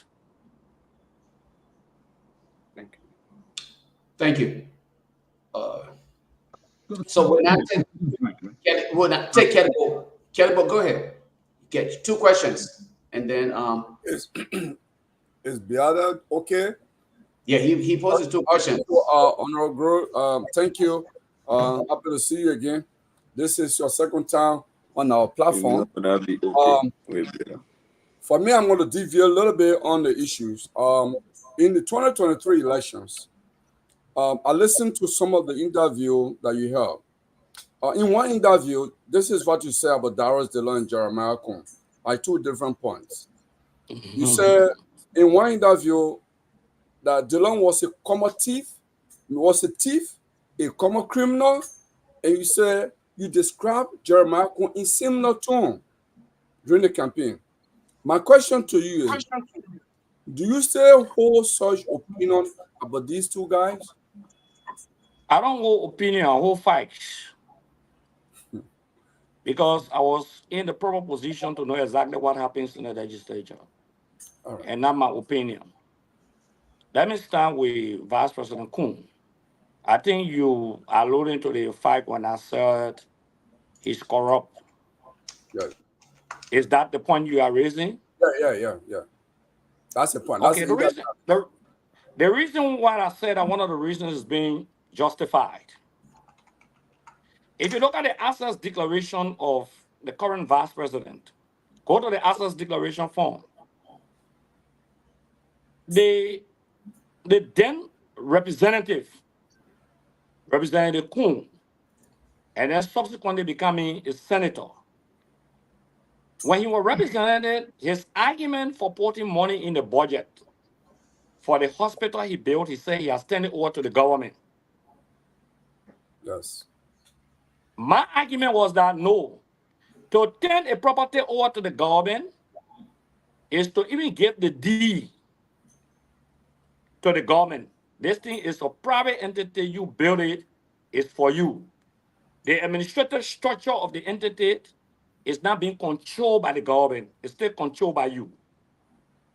And at the end of the day, you put excess of dollars as co-chairman on the budget committee in the budget, and you say you turn it over to government. When I say you are a criminal, I'm not saying alleged, and I take responsibility for what I say on your show. You don't take responsibility, I take responsibility. If there's any court action, I will take responsibility. The vice president in assets declaration has declared the hospital as part of his property. That's criminal. Distinguished gentlemen, that fits the intellectual depth of wisdom. How can you give this property to government, but you still own the property? Let's be realistic. There's another thing on the assets declaration of the $110,000 property on 19th Street. You'll be shocked. When the UP people were running that Jeff Koji Bay House on 19th Street, all the sanction issue, you know the property for Jeremiah Kun? Yes. The property that he declared assets, the $110,000 that the property that Jeff Koji was living on 19th Street. Go to the assets declaration form. One good thing he did, he put all the locations. That come to Dillon. You know, sometimes when the issues, I know that Peabody friend, like I'm friend to him. Yeah, Dr. Peabody. But when the issues are in town, my friend is Joseph. Oh yeah, that's true. I made a mistake. When the issues are in town with the personalities, it becomes difficult to start the personality from the issues. When I became a representative, for example, by 2013, the government decided that they would give a $35,000 equivalent vehicle to us. They were passed in the budget. In fact, President Seti said the legislature took it and didn't give it to them. But she signed the budget. Senator Dillon said it was odd. Akara should set an example, he'd been an advocate, blah, blah, blah. Everything that was placed in the budget for lawmaker, Senator Dillon was very clear. They were making $15,000. It was illegal. He would give $10,000 back. He would take $5,000. He would write $13,000 car. These are facts. These are public documents that I can send to you. These are writings by him. So to come to power. There's a video to that. Yeah, to come to power. And you receive the first $45,000 vehicle and say, oh, it was for Geraldine. But it was not procured. Geraldine was dead. The senator was dead. So it's not possible to have procured the vehicle in her name. You can't procure the vehicle in the dead senator. So there's the $45,000 vehicle that Senator Dillon is going to receive. He told the Liberian people he would tell them everything, he would route $13,000 car. When I call in a criminal and other people, and I hold no apology in 2023, The legislature has allocated $30,000 across the board for 130 lawmakers. In fact, Dr. Peabody was on Spoon FM when I broke the news. And they asked me that question. Many of them said they did not get the money, they didn't receive the money. But the budget often shows that the senators got the money. Yes. That public record. So what do you want me to say? Okay? Do you not want me to call people who lied? Somebody who even lied about the ticket fare? Come on, man. Your own money. You go Accra, you pay $400 or $500 to upgrade your ticket to travel. Then you say you didn't wear business class. So there's a manifestation and a demonstration. See what been happening in the Senate of late. If the argument today that all the benefits for lawmakers are legal, because that's the argument, because we're in the budget. So years ago, what did you criticize them? Were they not legal? Were they not legal? And Dr. Peabody and my friends, it's because of me that the House of Representatives net pay salary is for little over $6,000 US. For the last 5 years, including Liberian United States dollars, they never used to be like that because of the communication rule, because of the pressure being brought. Senator Dillon wrote the communication for the reduction of salary for senators and other people in states as a bill. The bill is still in committee room up to today's date. He has one of the greatest influence in the legislature. He said it will cut on the benefit. He wrote a bill. The bill is in committee room up to today's date, and he has not reintroduced the bill. And you guys are crying, lawmakers, ministers, and all of those things. It's because of my struggle of a communication to the legislative flow that members of the House of Representatives cut nothing less than 32% of their benefits. It's public record. As any lawmaker, member of the House of Representatives, senator, no member of the House of Representatives net income is more than $6,500 US. Up to today's date, it was not an ordinary battle. But so when I say somebody is a criminal, maybe you may say alleged. For me, I'm definitive because I have checks in my possession as former chairman on the executive that Senator didn't receive, and he denied those checks that he affixed the signature to. And I know about it. And you look at me in my face as a lawmaker and tell me, say that check, that's not my check, and I know that your check. How do you want me to call you? That being a common criminal? So, let me know. If we are taking $5,000 for medical, and I receive it, I will tell the public that I receive it. If you ask me, I will say, yeah, I receive it. It was legislated for. We voted for it. I will bear the consequences of my action because that's the decision I took. So yeah, those are some of the reasons for which when I say, oh, Vice President Kun, they say audit the legislature, Kun will be arrested tomorrow morning. I can tell you that. You Thank you. audit the legislature, Joseph Boyka, if you audit the legislature from 2006 to now, even Vice President Joseph Boyka will be called for Block 13 money that we're giving.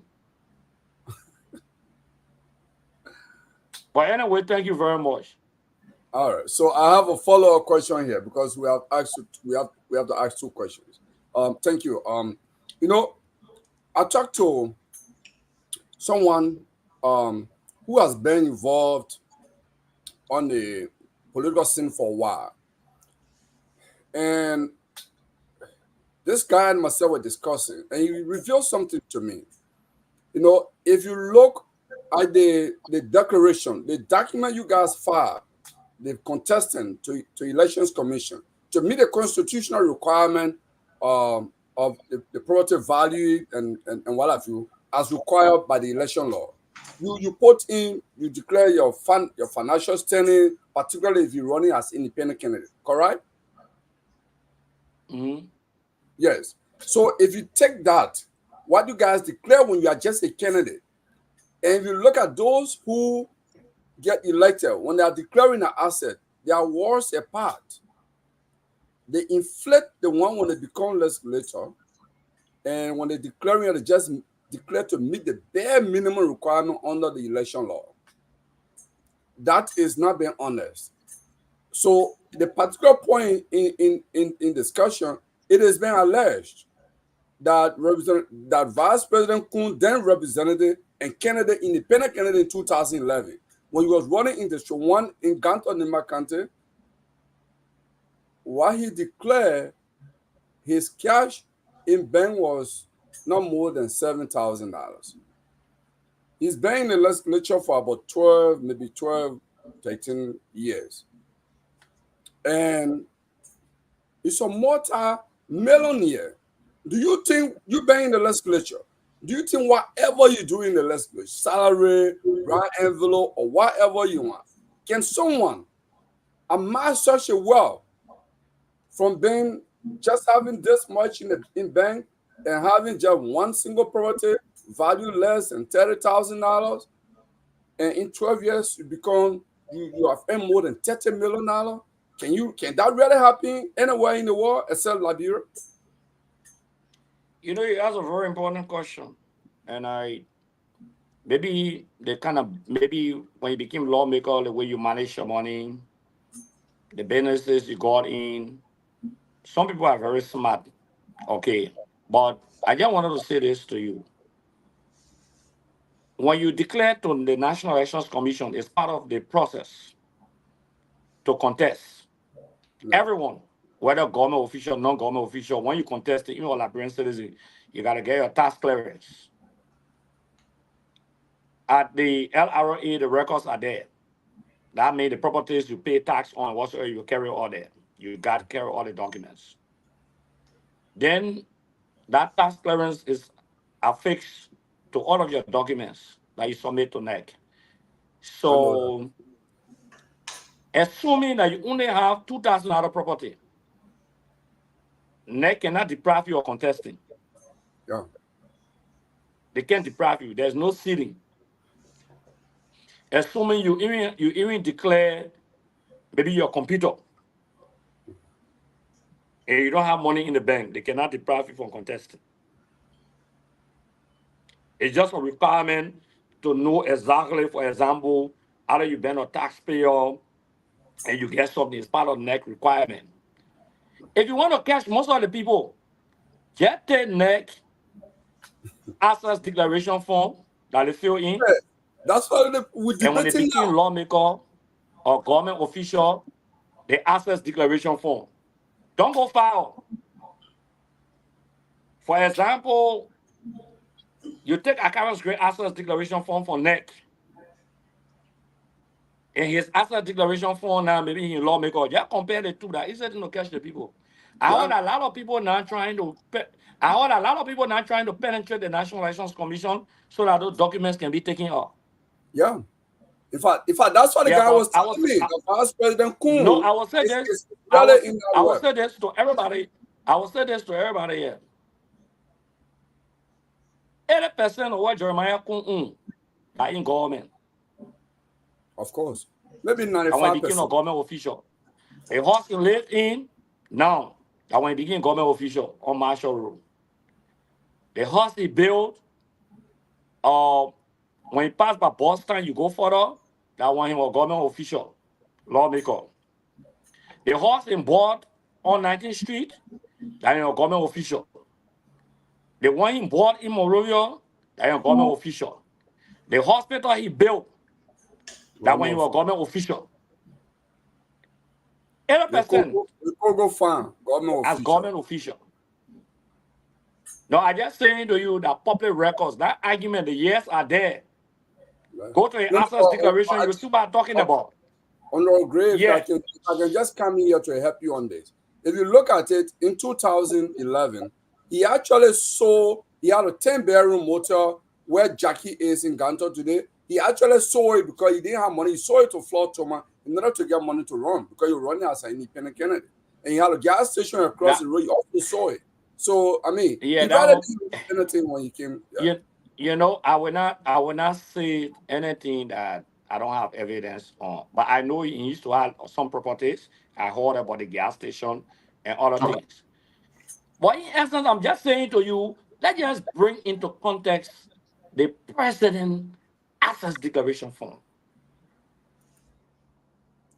The Jeremiah Kung all. And Representative, I'm sorry, The just access, just a quick reminder. Again, due to the number of panelists we have, let us please try to be a little bit concise. And panelists, let us not try to kind of mumbo jumbo, charm in with the guest statement as he responds, so that we can have other people to charm in on here and make okay. sure that I'm out. Yeah, appreciate just it. 2 minutes. Go ahead. 30 seconds, please. When when you are declaring your access declaration is not only for appointed officials of government, it's for all employees of government, whether civil servant, contractors, or whosoever. That's the code of conduct. That's the law. The President Access Declaration Form is not only questionable, it's a violation of 10.2 of the Code of Conduct. And 10.2 of the Code of Conduct says false declaration is dismissal. It's clear. That's the punitive measure for false declaration. The president declared a salary of 13,400 and some cents. Very short face. Assuming, oh, Mamokra, assuming that assuming that the current president declared the salary that he was making as former vice president, because every former vice president is supposed to be paid, or almost always former president. So assuming he declared what he was making for 1 year, because it's a gross salary annually, as former vice president, the executive law says the former vice president or the former president will make 50% of what he or she was making as president or vice president. So the former vice president was making $20,000 per month gross salary. Jesus. Yes. Yes. Then the president was making 22,000 United States dollars as gross salary. So as former vice president, you take 50% of 20,000 per month, he's will be making 10,000 as gross salary. So if you declare a gross salary per annum, it should be 100 is 10 times 12 is $120,000. And he declared 13,400, a false declaration. He also supposed to declare as president what you will be making.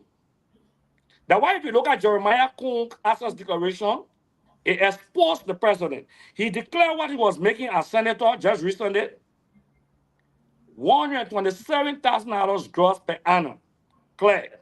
He also declared as vice president what he's going to make as $240,000 at $20,000 per month for 1 year, $240,000. President Boyka is supposed to declare $264,000 United States dollars at $22,000 salary per month. So a whole year, that's $264,000. He has a firm. He didn't declare that. 9 months ago, Spoon FM went there, right in Bomi. 2 months ago, Mo Ali and Olapo were just on a farm eating peanuts. That false declaration, the removal of the president from office automatically by the legislature. Thank you. Let's take Alex Chuchu Jones, and then we will go to Professor Larry Kennedy, Robert Galbraith, and then Ben Simon. Thank you very much, Representative Gray, for being here. And thank you for your expose. My first question to you is, I want to divert a little bit and go back to what you said about the salary of the legislature. I have a budget in front of me that goes back all the way to 2022. And our budget says that the basic salary of the legislature in 2023, which was the time you were there, was $12 million. If you divide that by the 73 legislators, it'll come out to some $160,000.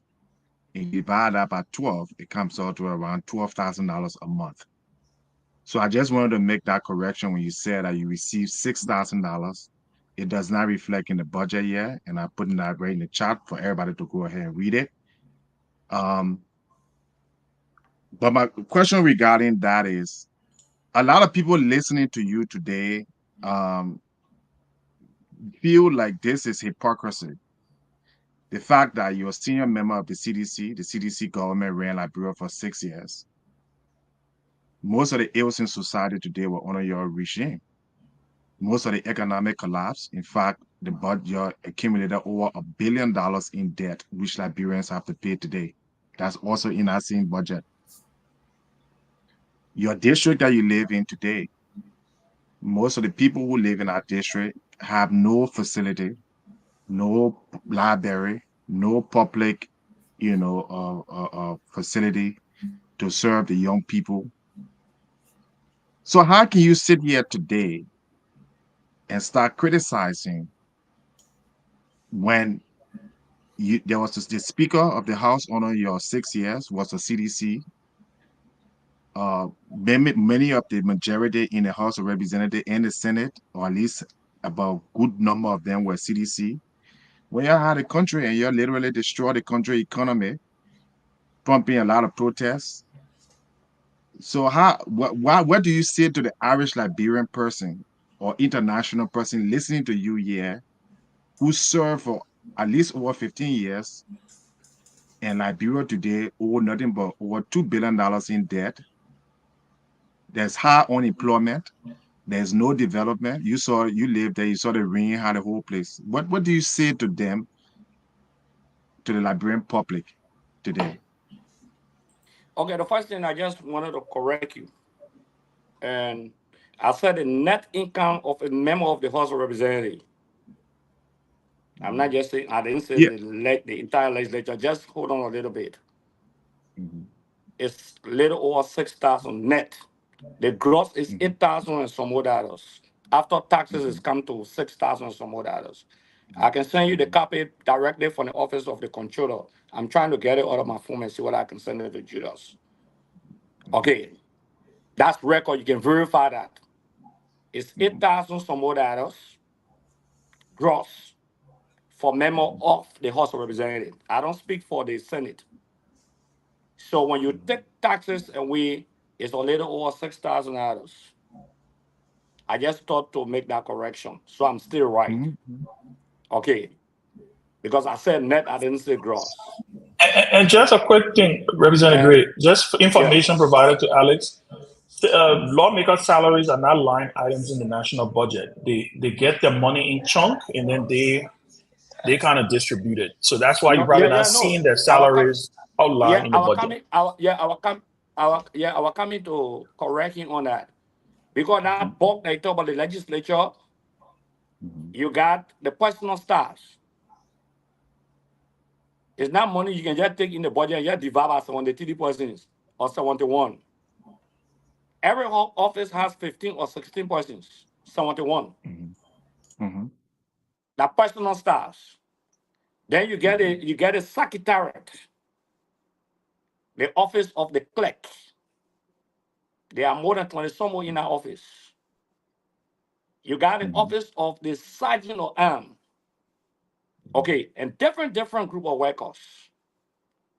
So for you to just take 10,000 for the legislature and divide by 71 person will be unfair. I just wanted to get that point clear. It's unfair to the legislature to say that. Well, that's not what I did, Representative. If you just allow me, the budget I'm looking at, and thank God I got a little bit of financial knowledge. No, let me just correct you. Yeah. No, you can continue. I just want to make a clarification that I just didn't take I said the entire amount. To listen to you. No, you can ask a question and say if I just took the total amount. No, I did not. Last year it was 39 million. The amount that I'm calculating, it says elected. Hold on, it says elected officials. So it's only the 73 members. I did not include when it says the $8 million. Alex, let him make the clarification. Go ahead. Let him make the clarification. Go ahead, Representative Gray. When you say elected official, include the workers all in the office. Hello? That's not what it says Is here. There's Alex another on? $8 million that includes Alex, staff. Alex, hold on 1 second. He will respond, and then in your Wait, what second $8 question, million if you want to for? use that Okay, to wait. respond. No, wait. Let Alex. Yeah, let Alex. Let No, him wait, no, I'm just answer trying the to, $8 million no, I'm just for. trying to clarify my question. I'm just trying to Alex, hold clarify on my 1 question. second. I don't mean to Alex, hold on interrupt 1 him, second. but like I said, Alex, hold the on 1 amount second. I'm looking at, Alex, hold on, do me a Luca. favor. Do me a The favor. amount, Hold the on 1 amount, second. We will not, Alex. Do me a favor. We will not go back and forth. Let him respond. We have a lot of other Alex, panelists though. here who need to chime in. yeah, So but the let man is asking me a question for clarification, Luca. Alex will be given an opportunity to make clarity when it is due time. So just let him respond, and then you will speak up, please. Thank Okay, you. go ahead. Go ahead, Honorable Greg. Alex, when I say elected officials, for example, include the workers in your office. I just wanted you to get that clarity. We got two categories of workers in the Capitol building. Probably you are now, from the onset, maybe you didn't follow. We got personal staffs. That means the people who work with us, when we're leaving, they leave with us. Our personal staffs. Then we have central administration. We got more than 1,500 people in central administration from the different departments. The legislative budget office, procurement, maintenance, different group of people. I mean, we have the press director office, the different, we got more than 1,000. It's like a whole government. Okay, like different blind ministries and agencies. Okay, that's the legislature function. So to take the budget and just say, oh, everything here for the lawmaker, no, it's not the case. The next question you ask, you talk about hypocrisy on what? Alex, I guess you can respond to that. He's Are you asking. getting me? Okay, Representative, like I said, I would like to call myself an expert in preparing budget. It's very clear in the budget that says the amount for staff, the amount for travel, the amount for different things. Everything is listed in the budget, which I just put in the chat. The amount that I'm mentioning, the budget was $39 million, okay? The amount that I'm mentioning is only the amount for the elected officials. That does not go to the staff because there's an amount there for staff. There's an amount there for operations. So that amount I'm taking, and you can very clarify it by just giving the amount you earn. But it's very clear in the budget. I don't know if you read the budget before, but it's very clear there, the breakdown. But just quickly, man, just some information quickly. No. We have other people. I mean, please. Some information that could help, man. Some information that We could help. gotta talk now. We can't just Because what I also know from the legislature is that even the chief clerk is elected. The deputy chief clerk is elected. The sergeant at arms is elected. I think Representative Gray knows about that. So many of these people, even in central administration, before the legislature takes seat in the new year, they elect these officials to work along with. Thank you. I just wanted to put that across. Thank you. Go ahead, Representative. Okay, I think it would be great if some of you just look at it, learn to go through the budget and read it, because all I think you're talking about, there's an itemized line for it. Okay, the Ministry of Finance budget has been going on for many years. Okay, excuse me. The elected amount me, official. Let me just clarify. Representative, hold on 1 second. Let him clarify quickly. Go ahead. Okay. So I would suggest, like I said, other people, I'm reading the budget. I'm not making anything out. It has amount for every item. Okay. So the which budget you read, Alex? Okay, Elliot. Which budget though? Because the budget is not published. You keep saying you're reading the budget. Listen now, again, what I say, I'm going from last year budget when. Last year. Sorry. Last year. Okay, guys. Alice. I'm not what I'm talking. Okay, Alice. Let me put myself on record here, and I want everybody to listen to me very well. On record. No member of the House of Representatives, I don't speak for the Senate. Let me repeat. Net income is more than $6,500 equivalent. Okay, thank you. All right. I want to put myself on record. And the next question I was asking. Okay, fine. And I was that's just clear. Now besides that, the gross is a little over 8,000, but when the taxes affect the gross, you get about 6,500 around there. That's what you get. It cannot reach 7,000 US. Thank you. We did that court honor precedent. We are in the second year. And the current members of the House of Representatives stay above by that. Thank you. Okay. Alice, Thank what's you your very second much for question? clarifying that. But that first question was asking, how can you Well, sit you can just with disregard all that part. we You can just received disregard around that part. Let's 600? get to the second question, Ellis. We got other people who need to chime in. Get to the second No, I question. Okay, think, let the other people just ask a question because I keep getting interrupted. So Judas, I beg that you ask the second question already. Yeah, that's what I'm We need saying. some clarity. Representative no, It's very hey, important. I'm okay. I'm okay. You're Let all of asking, us everybody ask a will question. ask the 2 questions. Let's just Yeah, give let other Ellis people the ask a second question. I'm fine. Thank you, Representative Gray. Do you want to ask the second question?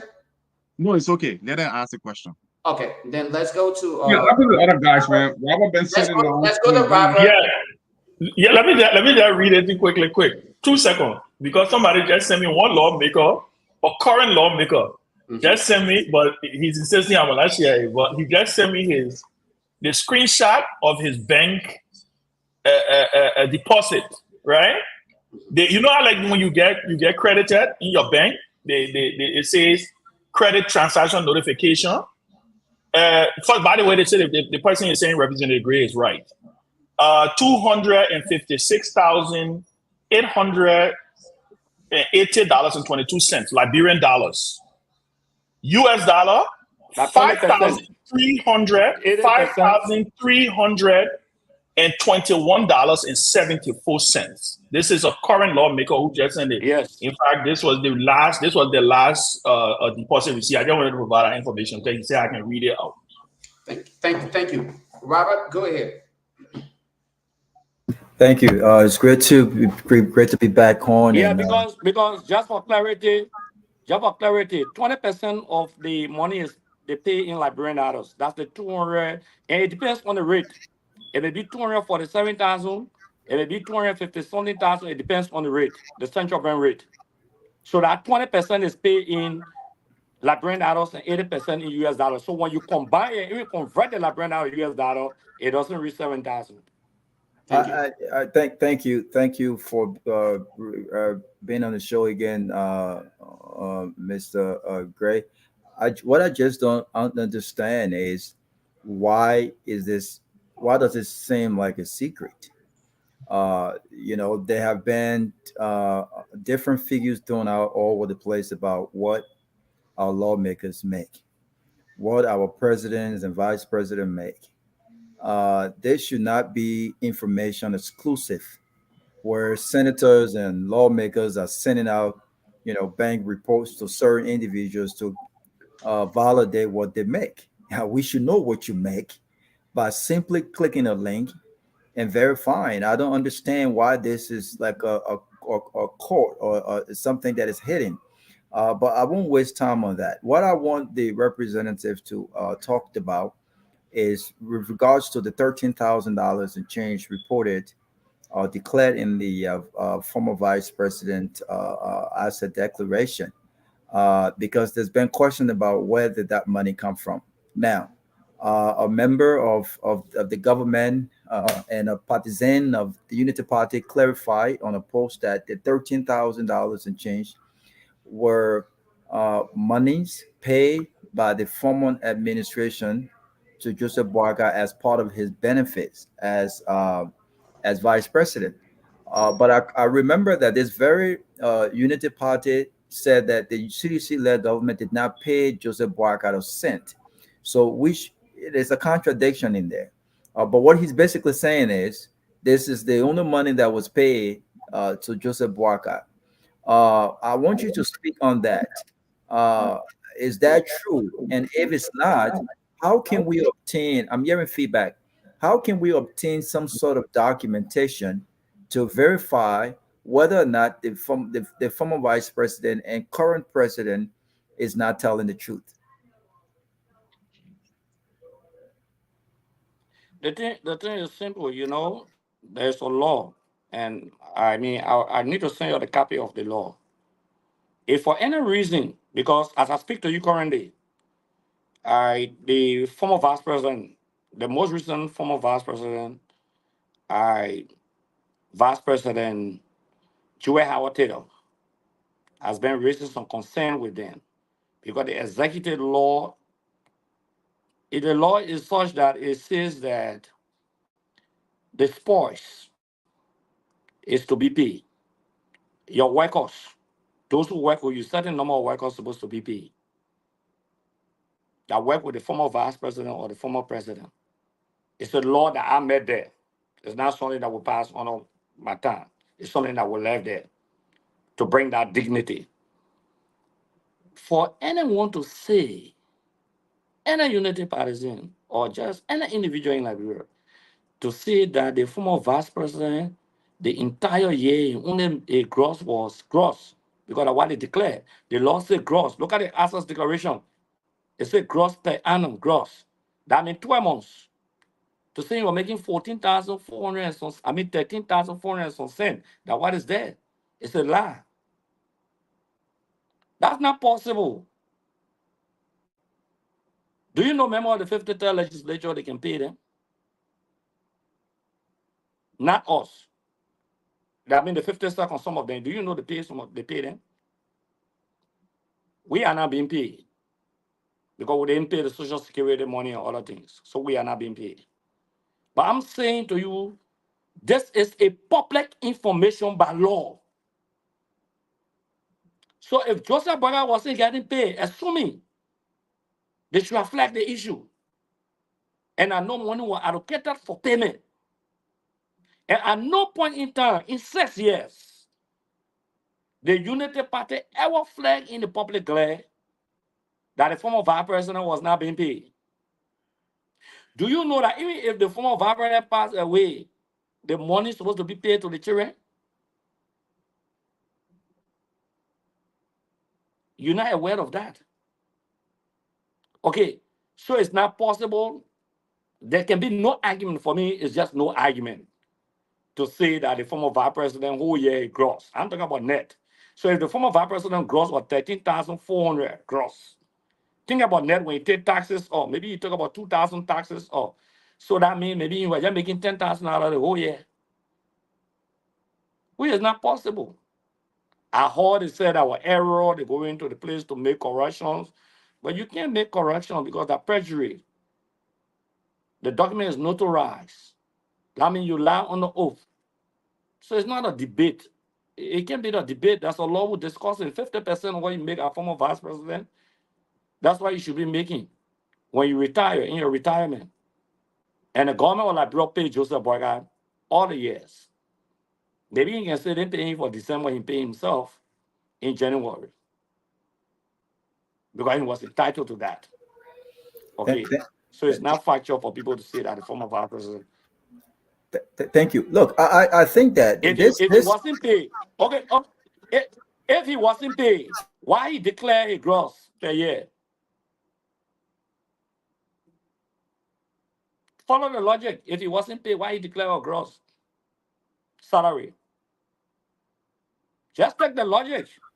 So you know, I think that, and perhaps former Representative Gray, I think that perhaps in retrospect, I think you know, and others have I'm not sure if you really thought about this, but the more you learn about these laws, especially as it relates to the benefits, this is absurd.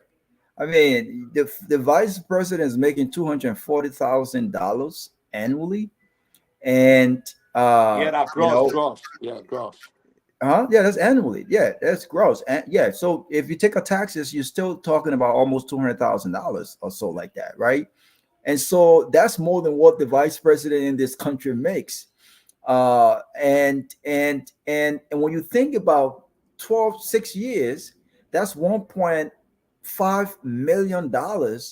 When you times that by another 6 years, you're talking about almost $3 million. So the vice president becomes a multi-millionaire in 12 years on taxpayers' expense. But the irony of that is, even after he or she leaves office, I mean, what kind of law that allows the vice president and the president to continue to make half of that money? That's $124,000, but not doing anything.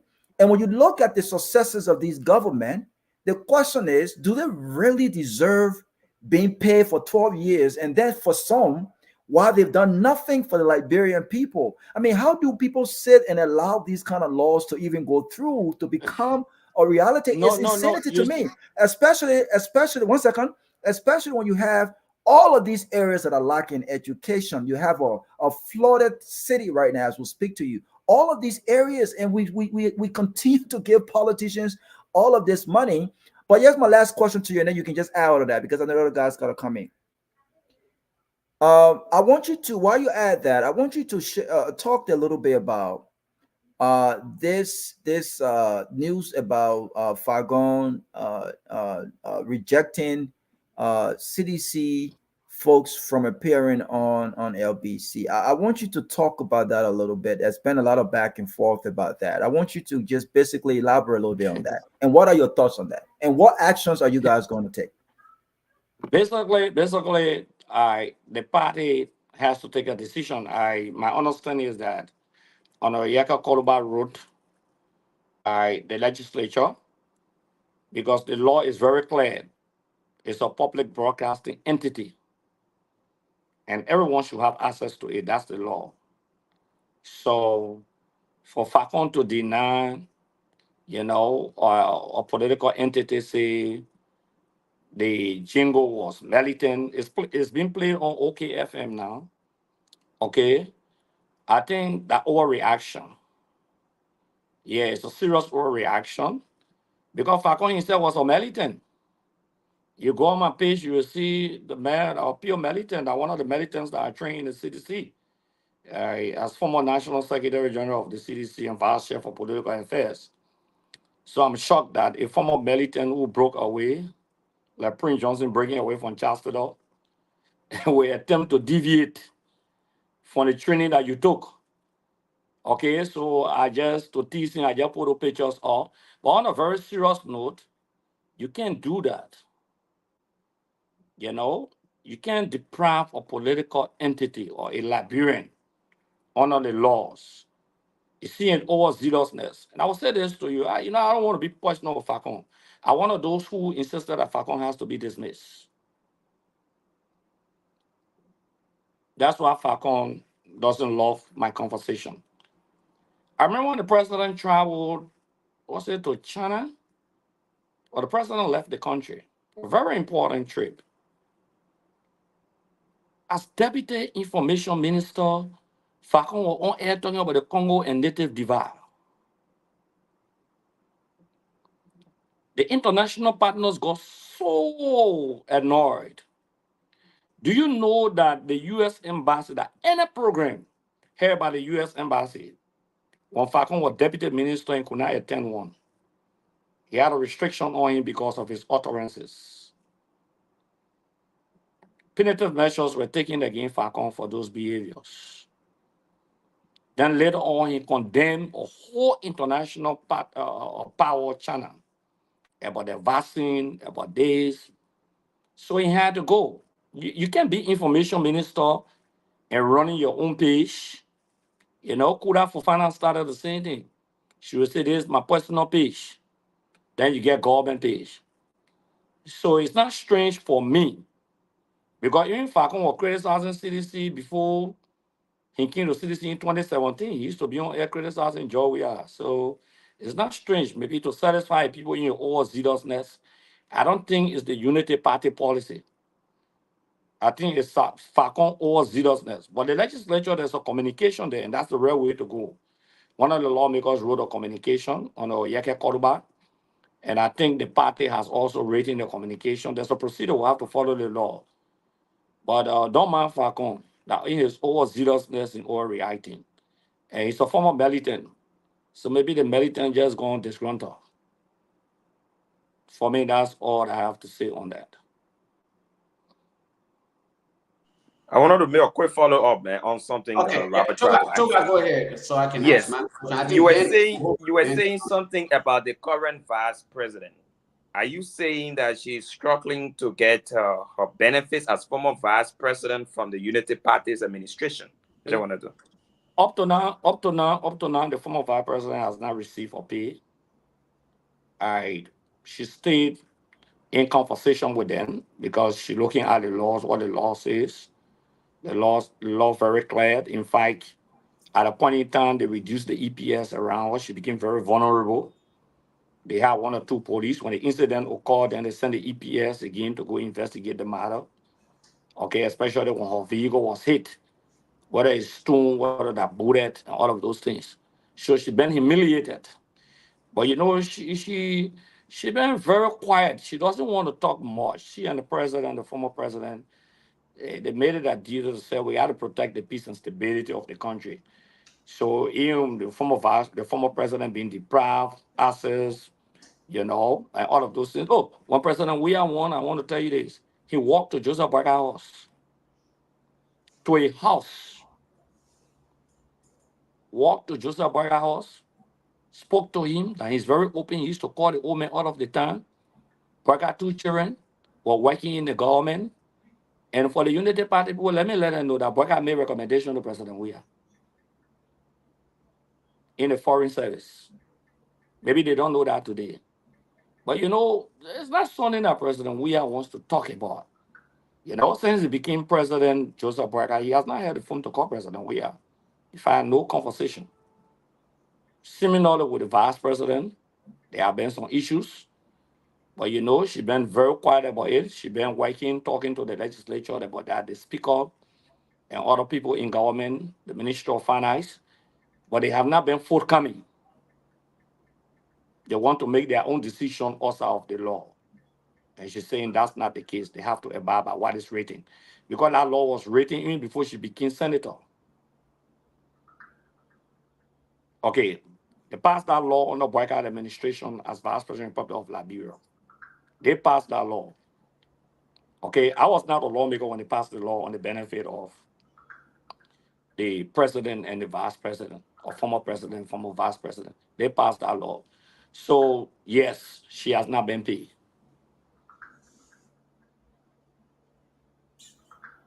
All right, Ben, I don't know whether Ben is in the back, but I don't know whether he wanted to come through and ask a question. If not, I guess I will go with my 2 questions since I haven't asked my question. I am me, my man. Can ask questions too. Who your man?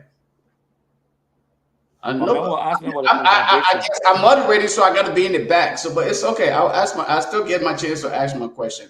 So, Representative Gray, you spoke about the district, your district, and you spoke of calmness. You said the district is calm, things are peaceful in the district. I want us to retrospect a little bit here. Prior to your departure, you walked on the campus of the University of Liberia that I assume is part of your district. And the record is that it was left in chaos. You now being just a normal citizen, how will you react if the current representative of your district was to, replicate what you did? What would be your reaction? The first thing is that nobody under the laws of Liberia can stop you from movement. I know Dr. Peabody had his own version. He disagreed with me on it. Mm-hmm. But no student of the University of Liberia has the authority to stop anybody.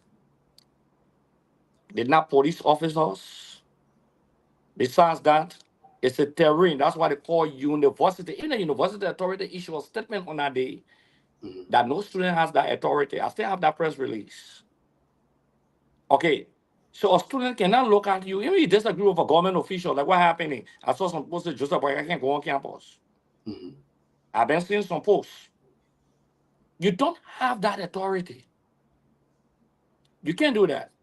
So, but I don't think that stopping the representative from going on UL campus is the right thing to do. Look, I made a lot of sacrifices for the University of Liberia because that's where I came from, December 19, 2001. Under our administration, I'm one of those very instrumental in encouraging the former president, and we went on campus together to declare flip-free tuition.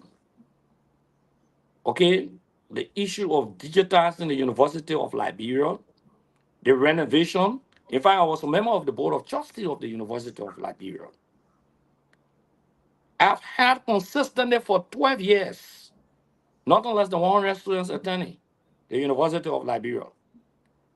Also certificated me, even contributing. I was one of the highest contributors to also scholarship as a lawmaker. I have all of those pictorial evidence. Okay, so the University of Liberia authority even complained that teachers were being harassed. There's a public press release towards that.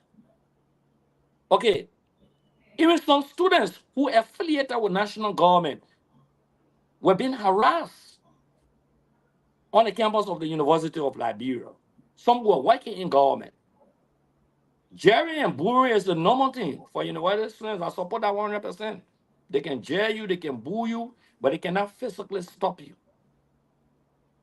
That's not possible. So if the current representative goes on the University of Liberia, I don't even know when he will go do that because the University of Liberia students, they like their former students. So maybe you can want AMU campus. All right. Let me ask for a second. You about to take jab here, but I'll let you. Let me ask my second question. You have been following almost every activity of this current government. In addition to the recent CENTOS report, and I'm pretty sure you're aware of it, I want you to include in that your own evaluation of this government's performance after their 90 days, 100 days. Just give us an overview, a summary of their performance. And if you were to grade them, what would be that mark? Whether it's alpha or numeric, what would you consider them based on the 100 days or more performance? To be frank with you, one of the things that I have issue with this government is the reckless violation of the laws. That flagrant violation of the laws. The oldest demand of any government is to maintain law and order. However, the implementers of the law cannot be the violators of the law. Not because I'm a sedition, but at every land ministry and agency, the guys have made it a duty to intimidate the workers. At every land ministry and agency, they're just looking for a little fault to dismiss you. At every land ministry and agency. Another issue I've had, 700 people working at the executive mansion. That's how they pay their children school fees. Some of those older folks, some of the students use that money to go to school and all of those things. The reason why the recruitment started at the executive mansion that established prima facie, because the president had moved to the executive mansion or was about to move to the executive mansion. And the executive mansion has different departments. They have gardeners. It been there from top maintain year in, year out. But because President Sedi did not go back to the mansion, so those areas became mute. You got the maintenance department. You got the whole mechanical department. You got the electrical department. You got the procurement. It's like a whole local government at the executive mansion, like the Capitol building. A lot of people don't know that. So it's a whole local government that if it's in full function, you have more 2,000 workers at the executive mansion. So, being that there was some budgetary constraint, though people was on a special payment arrangement, gradually they were being incorporated to the civil service arrangement. So they were being paid by our administration. When the Unity Party administration came to power, they said those people are partisans. They are not civil servants. So everyone, they took the jobs from them. Now, there was a commitment to provide working opportunities for Liberians. And I'll make the comparative analysis. When we took over, if you put the number of health workers and the number of teachers, there were almost 5,000 that were not on government payroll. The health workers, they were with the FARA fund. There was a pool fund. They were paying them. It exhausted by the international community, so that project exhausted. So that many people will not be on government payroll. They were not civil servants. Then you had teachers who were volunteers that were also not on government payroll. Some of them got compensation of $40, $10. So when we came, we absorbed that entire workforce and we placed them on government payroll. And not only that, but we absorbed them into the CSA because it's a gradual process. To come and waste on 300 persons, not just seditious, but they are partisans. Some of them are non-partisans, and you take them from job. And you go to every land ministry and agency. You begin to take people from job. We inherited contractors. Even at the Ministry of Information, we inherited contractors. But the contract has to expire. They didn't do that. They terminated everything. For me, that was an aggravation. Look at our men like the EPS officers. They are being trained. They got local international training. The EPS director just came and took the guys off. And the irony of it is that all those gangster boys that used to be behind Jeremiah Kuhn and Joseph Boyka, they are EPS officers today holding on. Today, at the executive mansion, today, they have been recruiting people in the position that they took the 300, the 700 workers from. Today, at the Freeport, the contracts they terminated, they are recruiting contractors. The very code of conduct that President Boyka is running after other people for, they said they were involved into political participation. We don't want any. This, 95% of the tenure positions were created under Ellen Johnson Sirleaf and Joseph Boyka. 95%. NASCO tenure position was created under Ellen. MCSS tenure position created under Ellen Johnson Sirleaf. All those tenure positions, Boyka signed a document.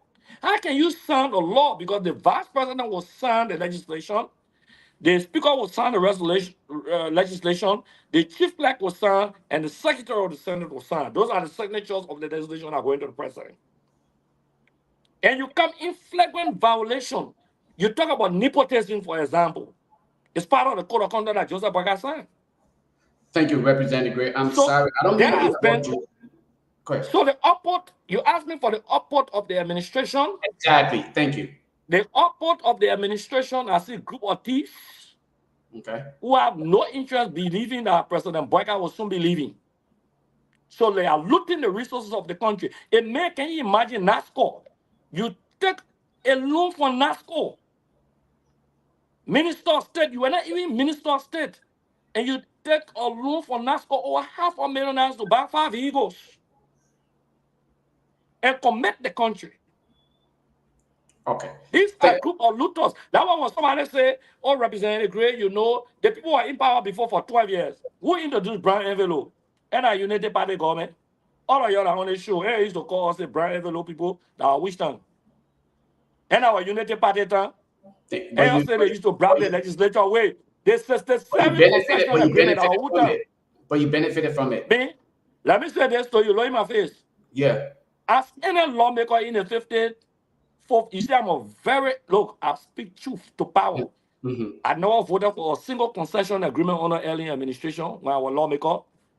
I never voted for a single budget under early administration when I was a lawmaker. I stood against, even Block 13, Gokuye now. I stood publicly against that were 4 lawmakers and I voted against publicly. I never committed myself to them. So that public record on what I do. So I'm just trying to say to you, Julius, all the people you're talking about, and they were in government before, and you say they were rogues, so you voted the rogues back to power. On Gray, I saw. No, why you say the people were rogues? People who signed the 7 concession agreement. I can testify to that truth. He's the only CDC representative who never voted for any bill under the Ellen Johnson Sirleaf administration. Why? Did you think all the bills were not good for the country, or was it based on opposition? No, let me say this to you, not your own opposition. Let me be real with you. I was member of the 53rd legislature and the 54th. Under the 52nd, a lot of legislation were passed on concessions. My thought was, first and foremost, let us look at some of these concessions. Some of the companies came to show up. Liberia is committed. There's no argument about the commitment of the country. Okay, to resolve this matter, the international arbitration, that's how the country has been committed. Okay. Okay. So under Georgia administration, before you go, under Georgia administration, I can tell you one agreement that I disagree on, and I signed to send it back to the president, was Meter Steel Amendment Agreement. Meter Steel Amendment Agreement, as a member of the Committee on Investment, Clarence Massaquoi from Unity Party was our chairman. We agreed that the first agreement Meter Steel had defaulted. They were bringing container for our people. The entire Lamco area was supposed to be fixed. Our people in Nema were crying. We agreed that we not pass that agreement. We never support it. We rejected it, and we sent it back to President Weah. Thank you, folks. The amended version. Today, Boyka is going to submit it. They're on the way of submitting that. Thank you, Representative Gray. Appreciate you for your honest well. Mama, yeah, looking so. Thank you. Let's bring in the chairman, Ben Sambi. Ben, great to have you on here. But before we get Ben's question, let's just say to those of you that are following, whether via Radio Land or you are following in social media and YouTube, we appreciate you for being a part of the conversation. Do due diligence, share the show, have the message go out there, because that's part of your contribution to the closing argument. We are yet to close the argument. We're just getting started. Thank you for being here. Ben Sambi, let's hear from you. Mama Cry. I said, my man. So let me ask you: you're still a resident of your former district you represented, right? See the question I asked you. Can you answer? Oh, I didn't hear you. Sorry. I asked that question from the start. I own that street. Okay, I just asked. No. You guys told me that about it. All right. I just asked. The reason I wanted to know is because that White House is that White House. That's in the one you're in. No. That White House is different. That was different. Ralphie Highway. But Mama Cry, I don't know if somebody asked you this question, because I haven't been monitoring the show from beginning straight to where we are. Can you talk to me, because that means Prince Stolz is still your representative, right? Even though he defeated you by, yeah. Can you talk about his performance? Can you grade him? Be fair and balanced. No.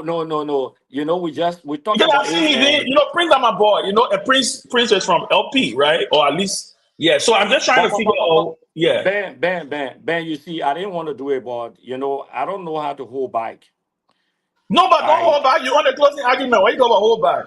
Great man. I'll take great man. Get it, man. You graded Joe Boyka for 100 days plus. He is your representative. He was elected by the people, even though it was a small margin.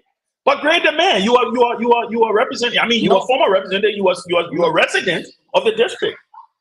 Okay, he's my representative, and I wish that he would double all his efforts. But realistically, even not too long, I was just sitting to our area. I've been talking to some of the guys who supported him, some of his key supporters. They all feel that he's betrayed them. They all feel, and you can talk behind the scene to them. I'm not saying it because Prince doesn't bear the standard of District 8 representation. District 8 is a heavily politically charged district. No district has that political flair like District 8.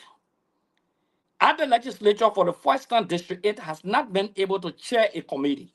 So let me say, no, wait, before you continue. No, let me finish. No, you are finished, Mama Cry.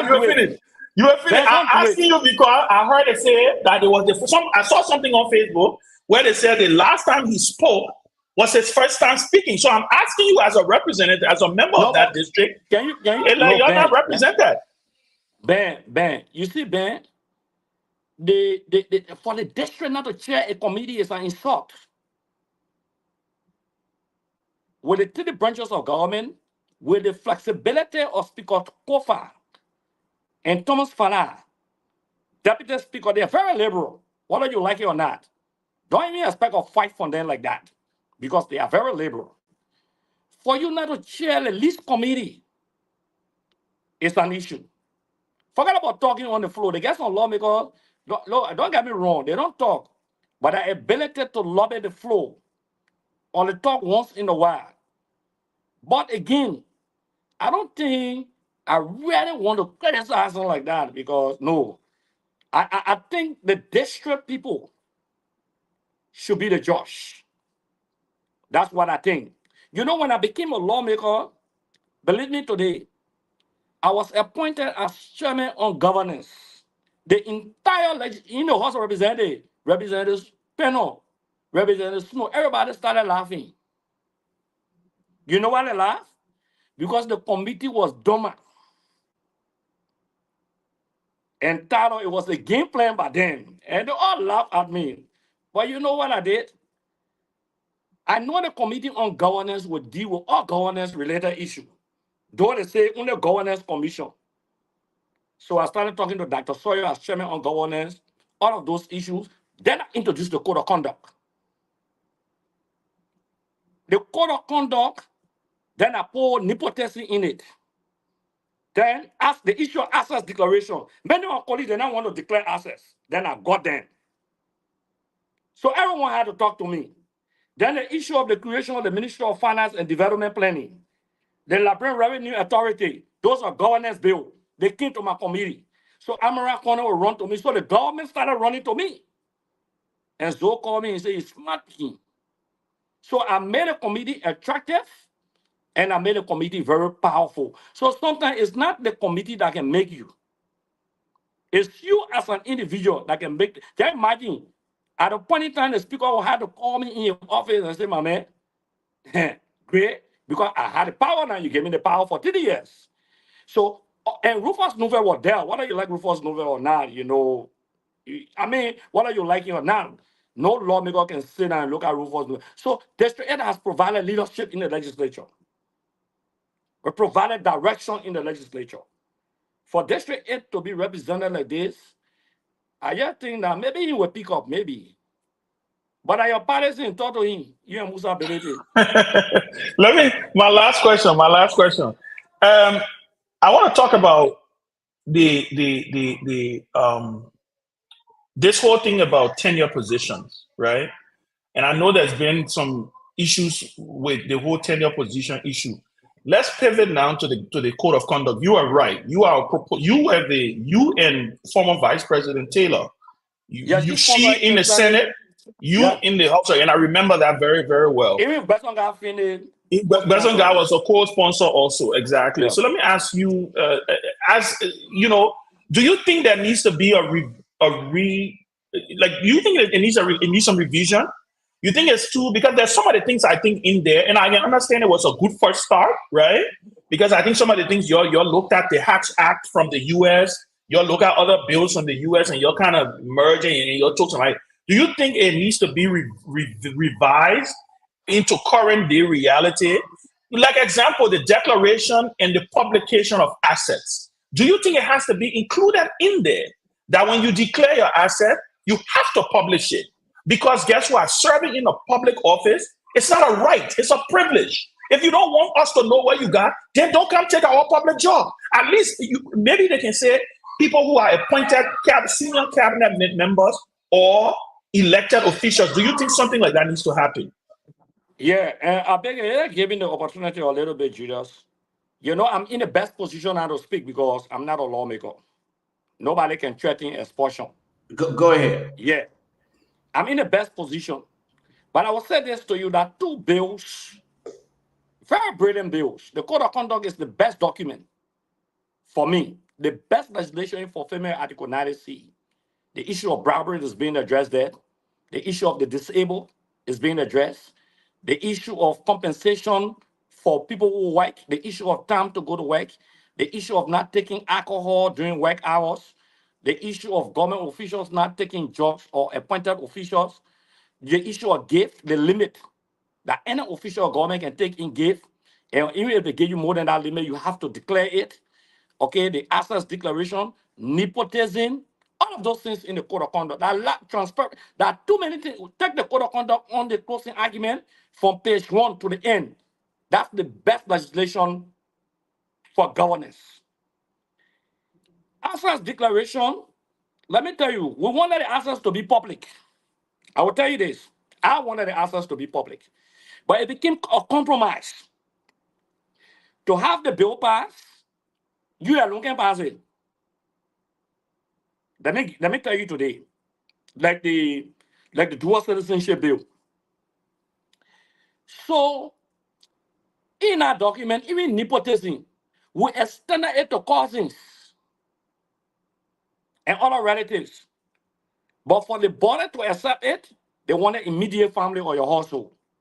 So nepotism has nothing to do with your cousins in the code of conduct. There's a need for amendment on that. They only talk about your mom, your father, your brother, your cousin, your wife, your husband. Okay, there's a need for amendment. There's amended version of the code of conduct before we left. The amended version, even get the time frame for declaration of assets. That's an amended version of the code of conduct. So yes, but on the issue of, you see, on the issue of tenure position, there's nothing in the code of conduct that speaks to tenure position. What it speaks to is that employee and officials of government, that what it says, it didn't say tenure position. It said employees and officials of government, even the civil servant, should not get involved into political campaign and political management. Our definition of political management is managing your political party or your political activity and still not get a position in government. That's where, if you look at this government, they are in violation of all the political party executives that are appointed and still hold a political party position. A clear violation of the code of conduct. The other aspect of establishing the ombudsman is also a sticky issue. But there are many provisions of the code of conduct that can be implemented even by the National Elections Commission with all the office of the ombudsman.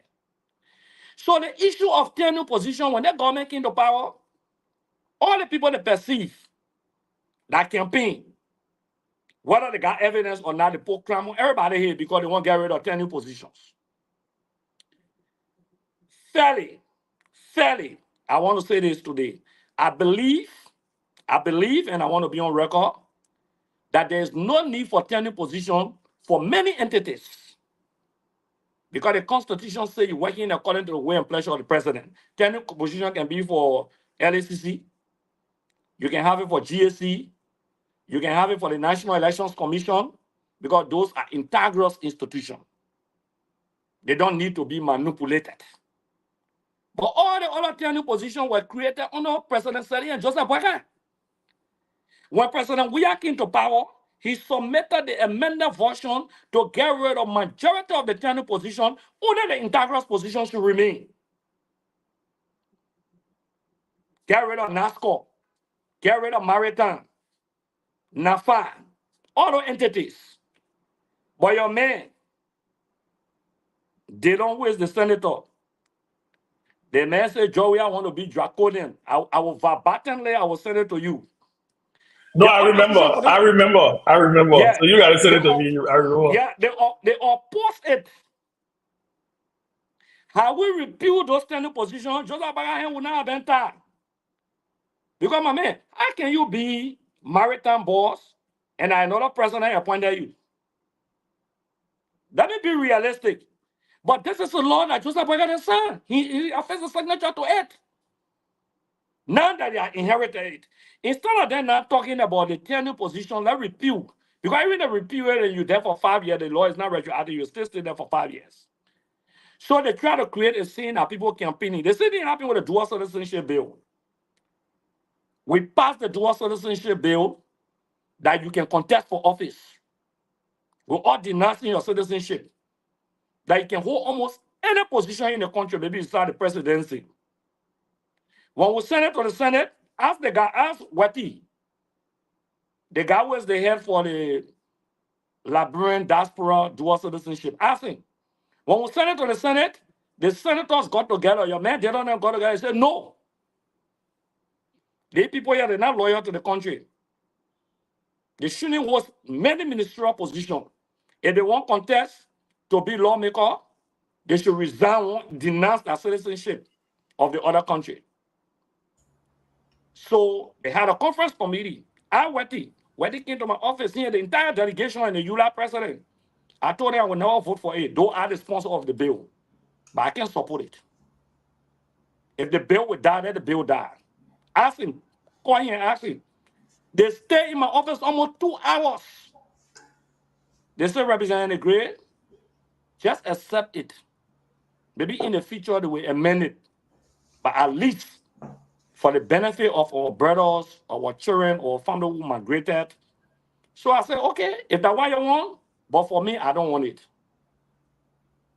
But because of you people that we are working together and you represent the interest of the diaspora, if the Senate pass it is send it to us like that, because we send it to them. If they amend it and send it to us, we'll just concur.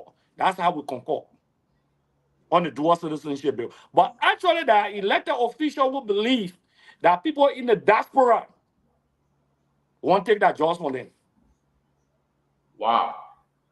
How can you look at Carlos Gray, my brother, who are living here with me, that in the U.S. Navy, and you tell my brother that he's not a Liberian citizen? The men who are born here with me. You look at that man, or you look at my Yasa daughter that migrated from here. Because you know what, like in some country, if you're citizen, you can get certain opportunities. That was a serious debate. And people in the diaspora went whatever, they don't who rejected it. Dylan evolved.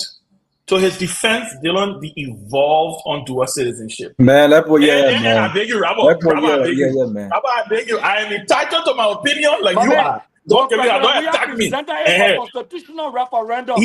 No, but in all fairness, guy. Oh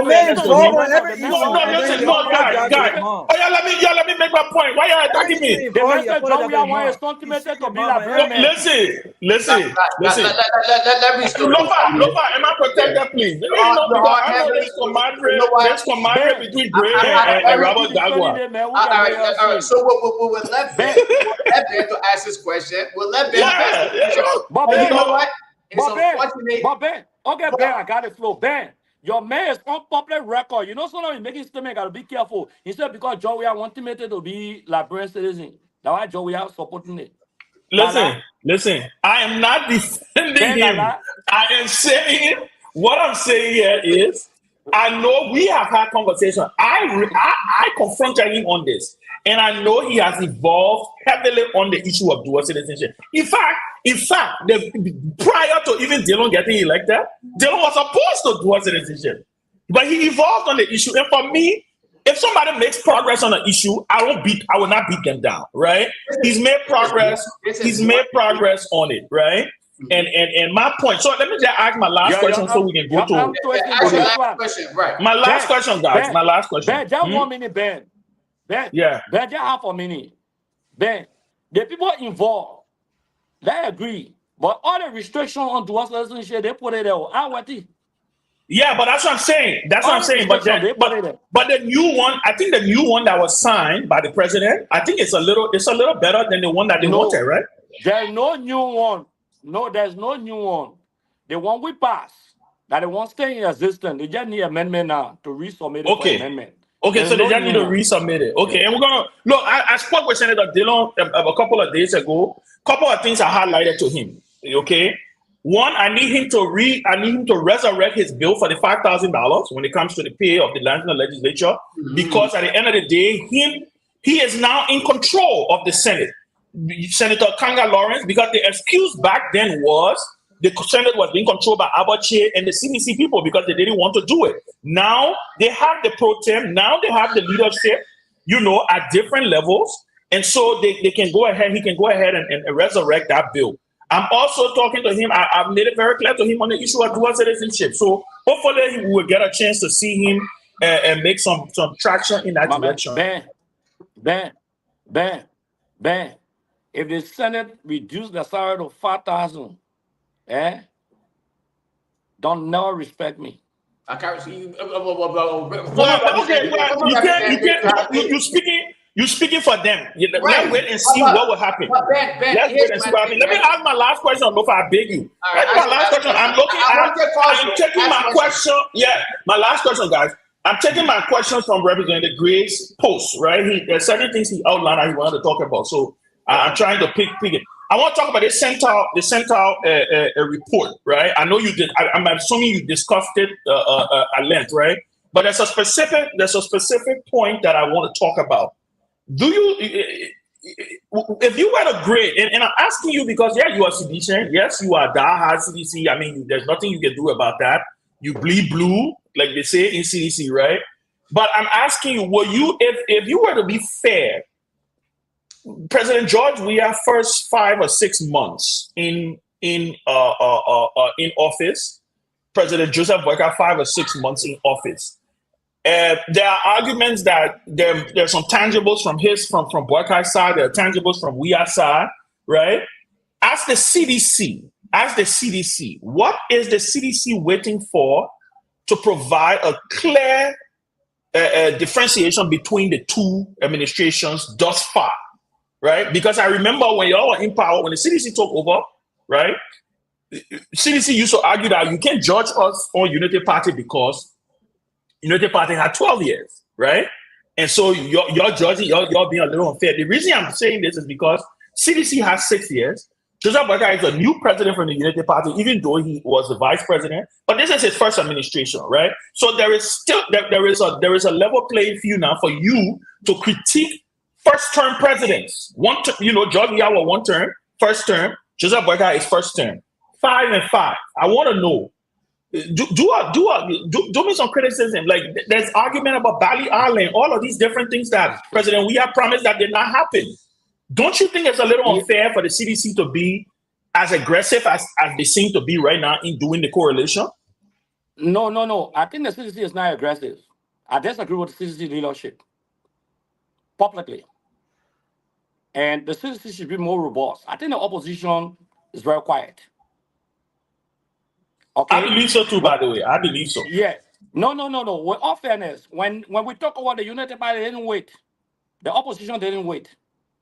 So it would be unfair to compare 6 years to 6 months. It would be unfair. Extremely unfair. But the way the guys are proceeding, every little thing they do, they say CDC did not do it. One MPA man can, he say, oh, they never contributed towards the budget, but in 6 months, I did this. So they're making a comparative analysis, not us. Take for example, Boyka, all the choice Boyka have made, what has he brought to Liberia financially? The MOU. In 6 months in June, President Weah and I flew to Europe, the European Days Development Program. Europe had committed $20 million. Did the money come? Yes. Okay. France had committed millions of dollars to Liberia also when President Weah went. In the first 6 months, I shared the records on my page. Okay? Now, look at NPA. The national budget captures $7 million for NPA. $7 million to contribute. In 6 months, you have contributed $2 million. What's the possibility of contributing $5 million in the rest of the 6 months? I don't know the NPA guy, sometimes your PR can backfire. You gotta be a little bit careful. Because the reason why the ESCO... Did you listen to him after? Because to be fair with him, he said they collected 14 million. Is that what he said? 7 or 14 million? Toga, please correct me if I'm wrong. I think he said 14 million. 2 million contributed to the national budget, 6 million in the bank for NPA. And then I think the other money is based on something. I forgot. I don't remember verbatim, but don't you think that's impressive though? I'm just asking. Isn't that impressive? No. Let me say this to you. And to be frank with you, You see, he should stay out of politics. Because I mean, but he's explaining his achievements now, right? And he's explaining his achievements. Can you, no, but you're making comparative analysis now, then you make CDC to come and defend, to explain. Okay. Because you compare what CDC did. That'd be fair enough. Because the reason why sometimes the SOEs don't contribute towards the budget, some of them sometimes, some years, and we're happy. It will happen with entities, even the Freeport, the National Port Authority. Maybe the bidding, like the office, the bidding, for example, maybe the office costs $1 million. So that year they may not be able, maybe they're dredging the port and it costs $30 million. So that year NPA may not be able to contribute towards the budget. But the way in portraying it as if to say NPA will be in a position to contribute to the budget all of the time is wrong. So $2 million now out of $7 million he has contributed. So that means $5 million outstanding. There's no way he can produce the $5 million. Today he said they need to talk to the national legislature about the $5 million because for they were targeting only 5, but they carry out to $7 million. Now, listen, you know what the budget law says? But they're not supposed to. Are they supposed to remit all of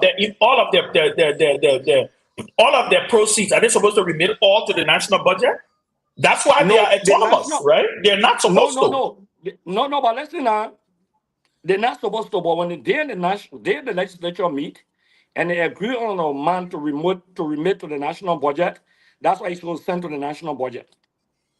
Okay. So if you make $14 million and you're supposed to send $7 million over the year, that's $7 million you're supposed to send. Okay, to the budget. But there's the issue here. There's the issue. The issue here is that he realized today, I listened to him a little bit, that they won't be able to get the $5 million because they got other things to settle. So in 6 months, they ain't going to get a balance $5 million. So what the essence of the PR that you get $2 million and that $7 million can give? So you know what the legislature did? They said the LRA will garnish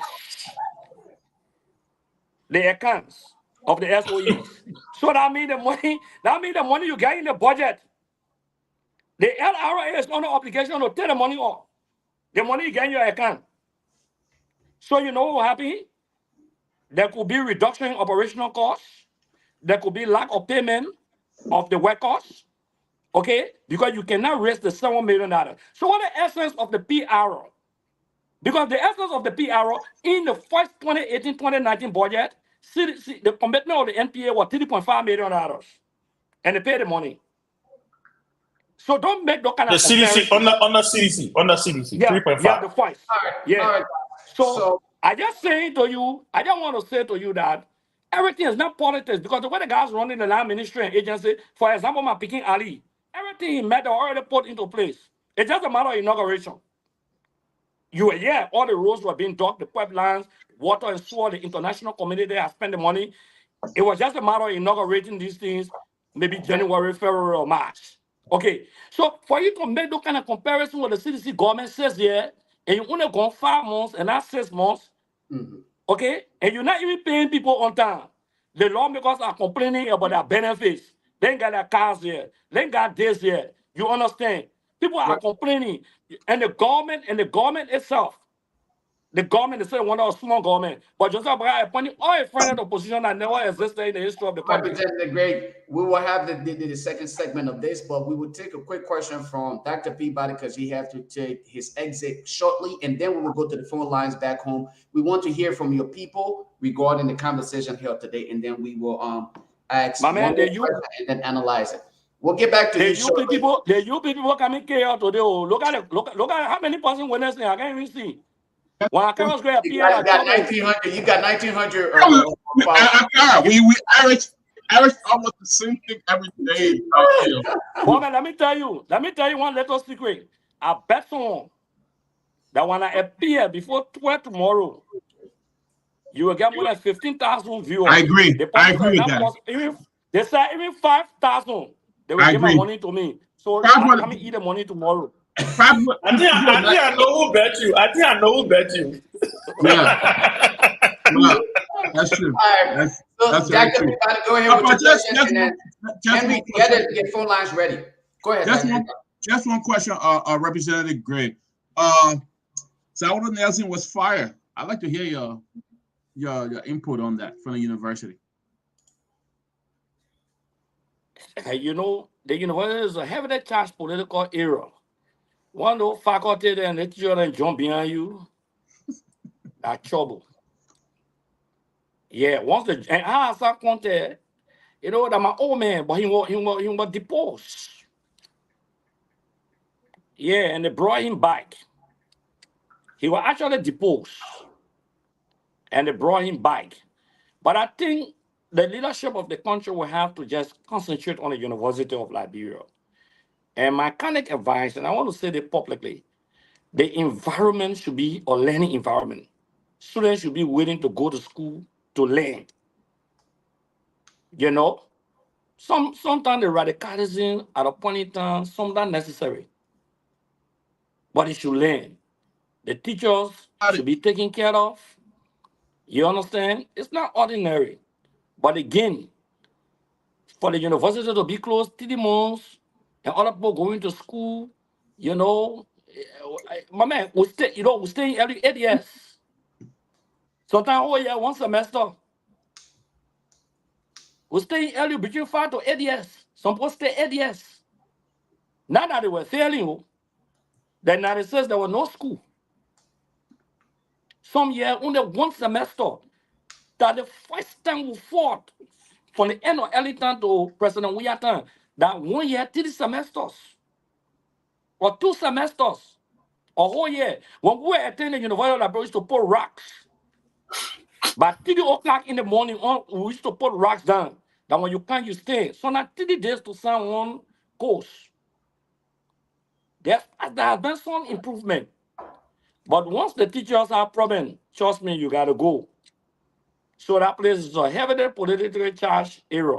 And I'm hearing that the Boyka administration want to take all the undergraduate program from the main campus here, opposite the Capitol building. They only want to leave the professional. They want to carry all the students to Fender. That's what I'm hearing.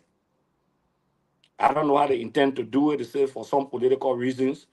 So I don't know how they will work on that. But that's the kind of decision they're reaching, that all the students undergraduate should go to Fender. They cost intensive also to transport themselves on that side. Thank you. So Henry, let's take some calls. Thank you for being so patient with us. Let's take some calls. We'll take at least about 6 to 8 calls from back home, and then we will go back to the conversation. Folks, welcome and thank you for being a part of the closing argument today. We'll take our calls from the studio back in Liberia, FM 96.1, Truth FM. Henry, let's hear from you. Thank you. Thank you so kindly, Aloha, Julia, and the rest of the team. At about this time, you can now place in your call to 077701765, 777017635. And then on today, we have former District 8 Representative Honorable Askara Moses Gray as our guest. Yeah, on the closing argument. So to form part of the discussion, I kind of placing your call to 077701765. Then you're going to be live here to talk to our guest. To the very first caller. Hello. And from where you join us?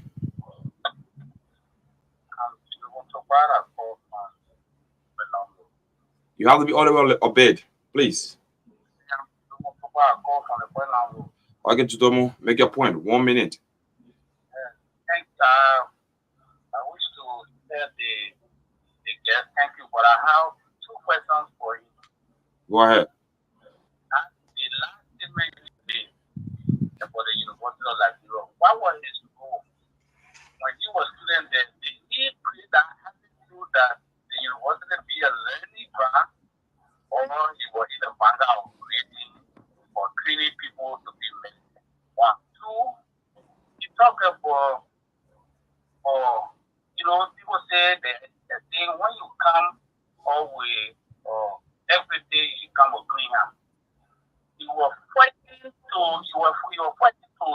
give people of how much you receive as a pay. Today you want to online. So where do you think the money you were making, was it less?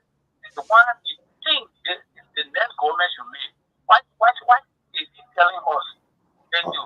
Okay, thank you so kindly. 777017635, 777017635 is the number of the call, and then you're going to be live at the talk To this caller. Hello? And if from where you join us, you have to dress away. No, we can keep you on the line. You call, wait away from your monitor. The feedback. 777-017-635. To this caller. Hello? Oh no, we lost our caller. 077-017-635. To this caller. Hello? Hello? How are your name from where you join us? Good, I'm Joe P. Javo, and I joined the conversation from the headquarters of the President's Bureau on the most talk about where we have in the local community. I say thank you to Honorable Gray and the rest of the panelists on the closing argument this evening. My attention has been drawn to a question asked to Honorable Gray concerning the issue of the Liberian people seeing Honorable Gray have been somehow disingenuous to the unified government. Even though Honorable Gray did not answer that question because you were trying to get the clarity, but then the time could not be making. But I want to say that even the present budget, if you read the budget, the Unity Party government did agree that the CDC administration contributed to growth in our economy. So when you say the CDC, the government broke down the economy and every other thing, I think that is being disingenuous to us as Liberians and to the CDC. Okay, thank you. Thank you so kindly. 777-017-635 is the number to call, and you're going to be live here to talk to our guest on there on the closing argument. To this caller. Hello? And from where you join us? You're coming low. On district number 14, Victor Ja. Make your point.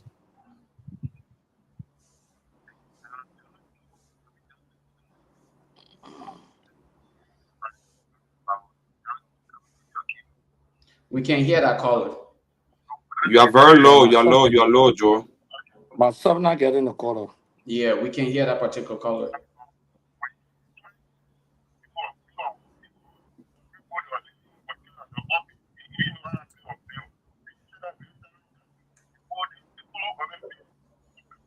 The panel are saying they're not getting you, Joe. Victor Ja, they're not getting you coming low. Yeah, 777-017-635. You have to be audible so that the honorable will get your point and then be able to address it. To this caller. Hello? Your name from where you join us? From Jagodam Rehab. Adama. Make your point. Yeah, I want to ask the simple question. You will want a lot of people to teach I guess that you have to position of that in one of the along with the back. Can you tell us that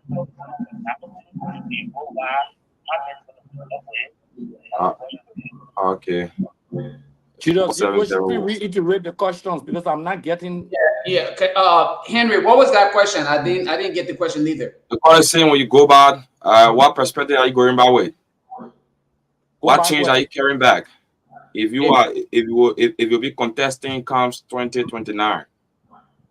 To this caller. Hello? Please be audible. Please be audible. Your name from where you join us.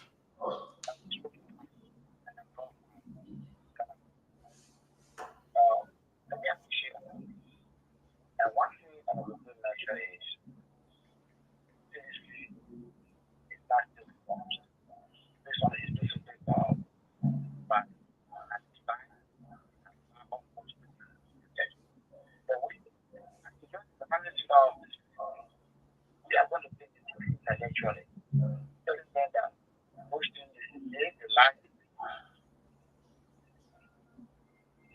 already for them. So that's why for us, intellectual we think it and we isolate the thing. They have done it in the just for the understand the active reality, and we are committed to see to it that the action against the Nigerian people will never be repeated again. Thank you so kindly. Intellectually, citizen going to take the debate to the Guys, table. I have a caller on the line here, Henry. If I would take this caller real quick. Caller, go ahead. Yeah, I beg you. You people could ask me the questions or reiterate it when we finish because I'm not getting the callers. Callers, right? clear. Okay. Let's see if we Okay. can get this caller on the line here. Caller, your name and where you calling from. Mute yourself, Henry. Go ahead. That caller hung up. Okay. Go ahead, Henry. Let's take about 2 more calls and then we'll get to the representative kind of close up on here. All right, we have a caller. Actually, let's take this caller here. This is a caller on our WhatsApp line. Caller, your name and where you calling from. Let's hear from you. Hello? Yeah, go ahead. You're on the line. Go ahead. Your name and where you calling from. This is Haji Ba, and I'm calling you from South Korea. Let me say good morning from my end, Honorable Gary. I think I hold the same view that the CDC is not doing much when it comes to being in opposition. And I think that the CDC should double up. And, as an opposition political party, we need to hold the government feet to fire. And Honorable Gray, I just want to hear from you on what happened to the LACC on the access declaration. I mean, for the president to declare since February, and after his publishing before the public outcry, and now this I'm hearing that the president has requested he gone back to the LACC to redo his access declaration. So I want to know from you, from the legislature standpoint, what happened to the LACC for not seeing the flaw that the president put in his access declaration, but they could come out and tell the Liberian people that only 70% from the government declare access, the rest of the 700 and some more people who are working in government, none of them have declared access. Can you speak to that aspect? What happened to the LACC? Who from the LACC when it comes to this flaw that took place in the president access declaration? Thank you very much for having me. Thank you, sir. All right, Henry, we can go back to you. You're muted, Henry. Hello. Mansi, how are you? Your name from where you're at?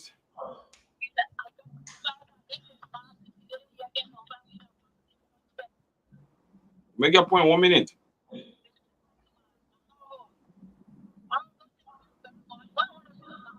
Henry, we can't hear that caller. That caller's breaking in. Are you guys getting up? Go ahead.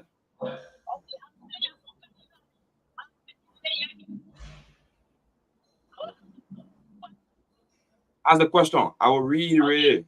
Okay, what I want to question is that based on being president, for instead of the road, they raised 4 billion for anything.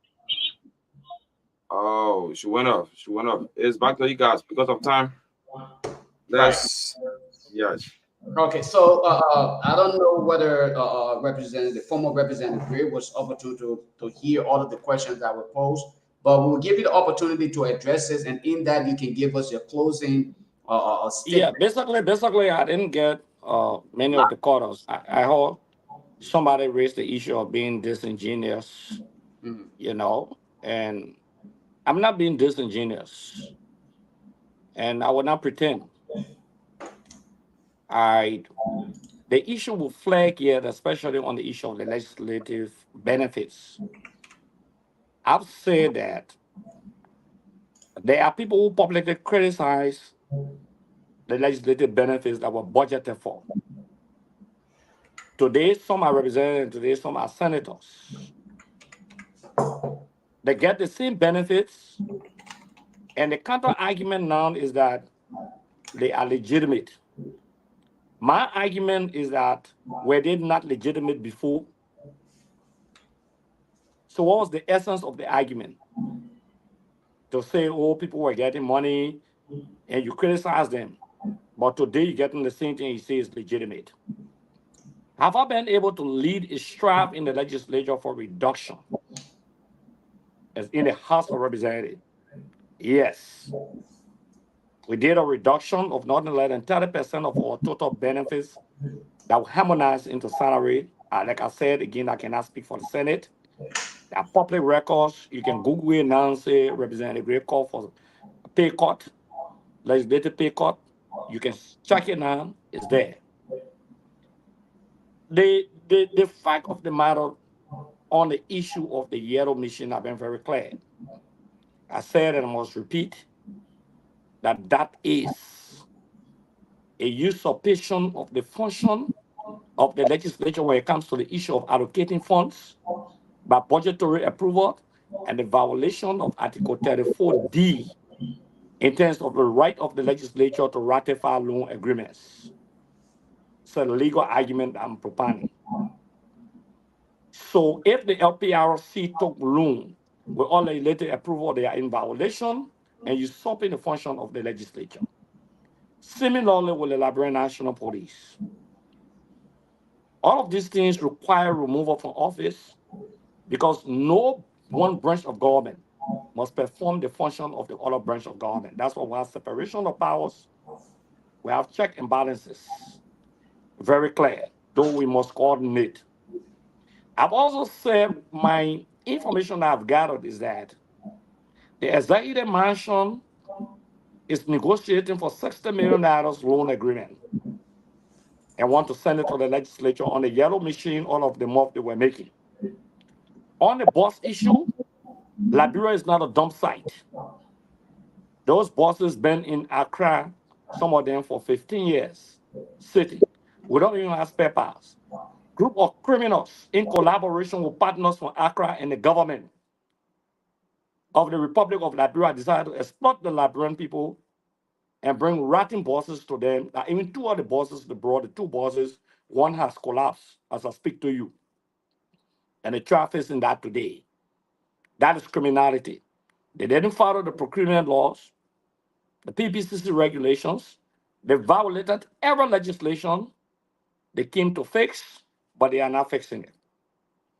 On the issue of the assets declaration by the president, in terms of publicly publishing the assets, nobody should tell me to welcome it because they committed themselves during the campaign. That's what they will do. Though it's not a law.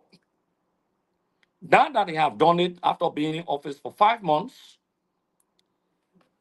the assets declaration, the declarations are flawed.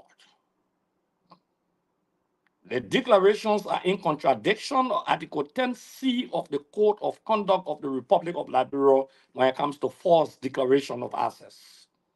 That's criminality. I also on record that if you audit the legislature, Vice President Kun will be arrested tomorrow morning. And I've had no regret. I reiterated my position and take full responsibility that you cannot say you give a hospital to the government and declare that same hospital in your assets. That means you exploited the Liberian government and then make account of money allocated for the smooth operation of that hospital. I've also said the government is in extreme flagrant violation of many laws of the country and recklessly running the country in a manner or form where there's no respect for the rule of law. The way appointed officials are comporting themselves from one ministry or agencies of government, and including the presidency, as if to say they are running a competition with the CDC-led administration, it's like you want to prove a point. That's not governance. I also want to say that the cream of officials that have been appointed in this government, the vast majority of them are O1 in new battle. The Center report is very clear on nepotism. It's clear on corruption. It's clear on the abuse of public funds. is cleared on intimidation, and that is an offshoot, sometimes, of Transparency International. They are not just locally based, but these are reports that international partners will consider, and you'll be shocked. The IMF made a damning statement in a meeting with the government, and many of you have to send a quotation. I cannot steal them verbatimly, but this government runs a serious risk of not getting IMF support because they made a damning statement that came out of the meeting today. A very damning statement. The IMF. I got to look for that statement. Okay. So people are still suffering. Even partisans, the marketers, the Yana boys, they are creating the kind of a political situation in the country that is unfavorable. Why am I concerned about the Yellow Mission era? We got a lot of criminals and terrorist groups who talk about money laundering, for example. Okay, terrorist financing, for example. I don't just want anybody to can send Yellow Mission here and tomorrow and commit Wologisi or commit Putumanti at the detriment of the Liberian people, because the people are noted for over 70 bogus concession agreements. The popular record. Joseph Boakai signed on to all those agreements in the 52nd and in the 53rd legislature. All those concessions.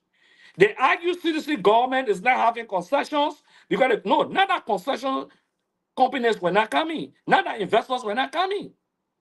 But we did not want to commit the resources of the country. Today, people talk about B Mountain. The agreement was part of the 67 agreements. The B Mountain, that was part of it. The meter steel that people talk about, that Joseph Boakai didn't tell. The Channel Union. How can the president say he would take the lesson from the company? After 2 weeks, the public works minister said no. They lifted the suspension. And $22 million went on that road. So what were criticizing Grand Cape Man Road for? Ravenspool Road. Because the cover was done, the road was expanded, the same that road under administration, we should have started quota on it. That the road, the people busting all across the country. When the president makes a statement saying, "In 400 days, no car will get stuck," it does not. It means that after 100 days, no car will get stuck. That's what it means. So the administration is running the kind of a government as if to say they want to prove a point. As if to say it's a comparative analysis between the CDC administration and their administration. In 6 months, you've done nothing. You travel all over the country, you in Kosovo, one in meeting. You went to America, you took money, you pay people away to go to some kind of business conference. You pay money for ministers and other people to enter. You brought nothing to the country. You wrote private jet here. You condemn private jet. Your vice president wrote private jet. Your president wrote private jet. Then you can't defend it. So all of the things they criticize CDC for, and the greatest deficiency of the administration, all the ministers on Facebook, all the appointed officials giving conflicting information. The Ministry of Information is in a difficult position. Everybody on Facebook giving their opinion. Every minister. Hello?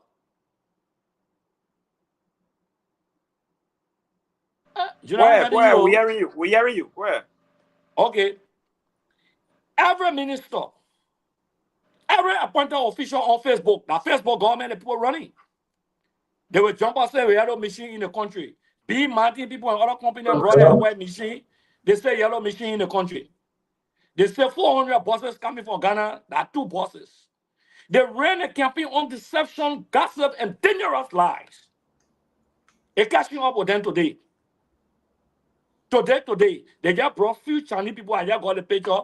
The vice president, family member negotiating with the Chinese people to start digging some diamond and gold. I was saying the picture and video. Representative Gray, I apologize, but give me a second here. Let's take the last call. I forgot to turn the phone lines off, and this caller called through. So let's just take this caller. We'll give the caller at least about 30 to 45 seconds to make their point, and then we'll let you to close up, because unfortunately, we really got to go. We're running out of time now. But thank you. Call up. Go ahead. Your name and where you calling from? Thank you, Julius. My name is Alfred Cowboy, and I call you from Minnesota. My question to the Honorable Carlos Gray is that when John Molu was on the Spoon Talk, he made serious things about Joseph Boakai. So my question to you has to do with the Vice President. We know that the Vice President he's had the Group of 77 and some other organizations. So can those organizations be audited by the Auditor General? And if yes, how did a man like John Molu, who indicted the Ellen Johnson Sirleaf government, has been treated, I'm quoting, has been, I'm paraphrasing, has been, I think, 10 plus more times corrupt than that of Julie Bryant, which Joseph Boakai served on an Nazi administration, and he headed the Group of 77 and the Liberia National Lottery stuff, all of those things. None of those entities were audited, and yet he came back and raised millions of dollars for this same Joseph Boakai, whose under their watch were indicted by this same man. Can you please respond to this question? Yeah. So Representative Gray, former Representative Gray, we will just, if you will, please just kind of sum it up in about a minute. We apologize. We'll send another invitation for you to come back on here, but just 2 minutes. Yeah, do that. I just want to be on record. John Molu is a living contradiction of his existence. Wow. Let me repeat. Wow. John Molu is a living contradiction of his existence. He criticized Gafwan when Gafwan was budget director and subsequently finance minister. He dealt with Amaran Kone. He decisively declared the Unity Party-led administration as 3 times as corrupt as the Judy Bryant administration without a single audit. Then he went and audited them. To come back and support the second most important man in a dangerously 3 times corrupt government. That is Joseph Boakai. That means he contradicted himself. A living contradiction of his existence. Grace Perry was in the government before, right? The EPS director was in the government. The minister, still Kofi Woods, was public works minister at a point in time in the government. These were all the people. John Molu said they were dangerously corrupt. The NASCO man was in the government before. These are the same people who come back to the governance process of the country. The current police director was police director. At a point in time, he was 104. Go from land ministry to ministry. Go from agencies to agencies.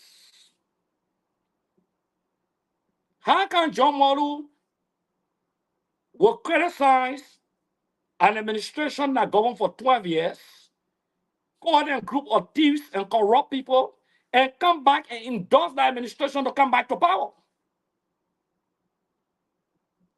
That's triple sign of the endorsement of corruption and a living contradiction of the existence. I just want to tell you thank you very much for being on the show, and I hope I can have another time to come back. Most definitely, we will use this opportunity to just thank you for your appearance tonight. It was a great, great interaction, great opportunity to have you and get your side of the story. And you heard from, unfortunately, it wasn't too clear. I would have appreciated you hearing from the people back home in addition to that. But hopefully we'll work on the technology and we will give you the opportunity to reappear to be a part of the conversation going forward. But thank you again for being here tonight. That was the voice of the man, Honorable Akaros Moses Gray, former representative of district number 8, I believe. Yeah. So, Toga, let's kind of close this up, man. Yes. What do you make of his statement? Let's kind of close it up in these about a minute 30 seconds apiece, and then we will let the guys get out of here. Yes, I think it was a very interesting and fiery show. The allegations came from Life, Right, and the Center. I think most of these people may in a couple of days be making some responses on these matters, especially the issues concerning the vice president, for example, that if the legislature were audited, he would be arrested, labeling him as a criminal. He used to be the chairperson, I think, on Waste, Means and Finance of the House. So, so many a times the entire budget, they ran it. So Representative Gray served in that legislature along with him, so probably knows a lot that must have transpired. Another issue has to do with the way he also labeled the former GSC boss, John Malou. Something came up the other day on him on the show, and there were one or two panelists who had different views. Unfortunately, they weren't there today to counter. The issue with the current, ex-vice president, Madam Joa Howard-Taylor, is an issue of concern that is almost 6 months into the new administration, and she has gotten, no benefits so far. She's still negotiating. It's concerning for me. I don't think these people who serve the country should be negotiating when they have left office. If there are laws on the book, these people immediately leave office. The system that should be followed, what should be given them, what is due them, must be done. That's how systems are built over time. Nobody needs to be struggling for what their benefits should be. That's the same reason why we got NASCO today. People worked for government several years ago. I got an old man. He has passed. He was put director for Buchanan. Up to today, the family still running after their benefits. All these things just put our system in the background. It's terrible. But it was a good show. Thanks to all of the listeners, all of our people. On the book, from what I'm looking at from our screens here, live followers was around 4.3K people that played right away. I think that's impressive. Across the country, people who are listening from Nima and Morovia, from Truth FM, all their coverage area, our YouTube and Facebook pages. I think it's probably maybe up to 7-8K people that follow the show tonight. So it's impressive. Thank you so much for all the push, Lofa. Thank you. Thank you. And in my view, in my analysis, I will be honest about this. Yes, we appreciate the representative appearance.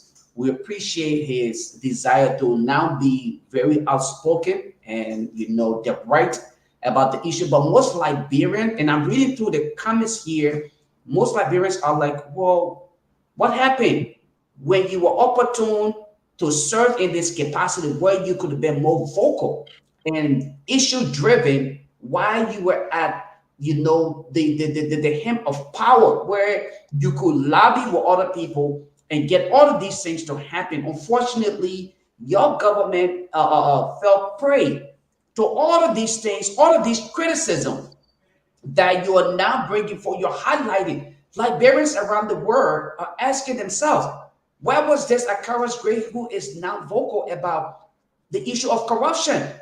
When Liberians cry about their participation in the issue of corruption, Liberians are asking themselves, hold on, weren't you a part of the process yesterday?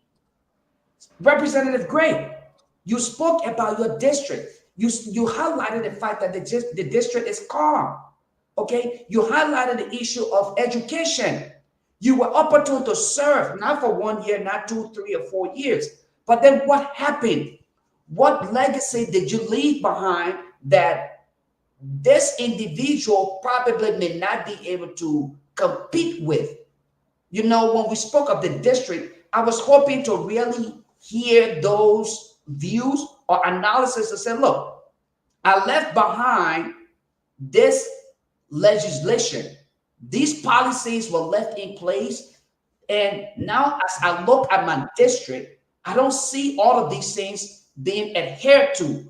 These local policies, such as subsidies for education, if there was ever one, subsidy for healthcare, if there was ever one, or child abuse and the fight against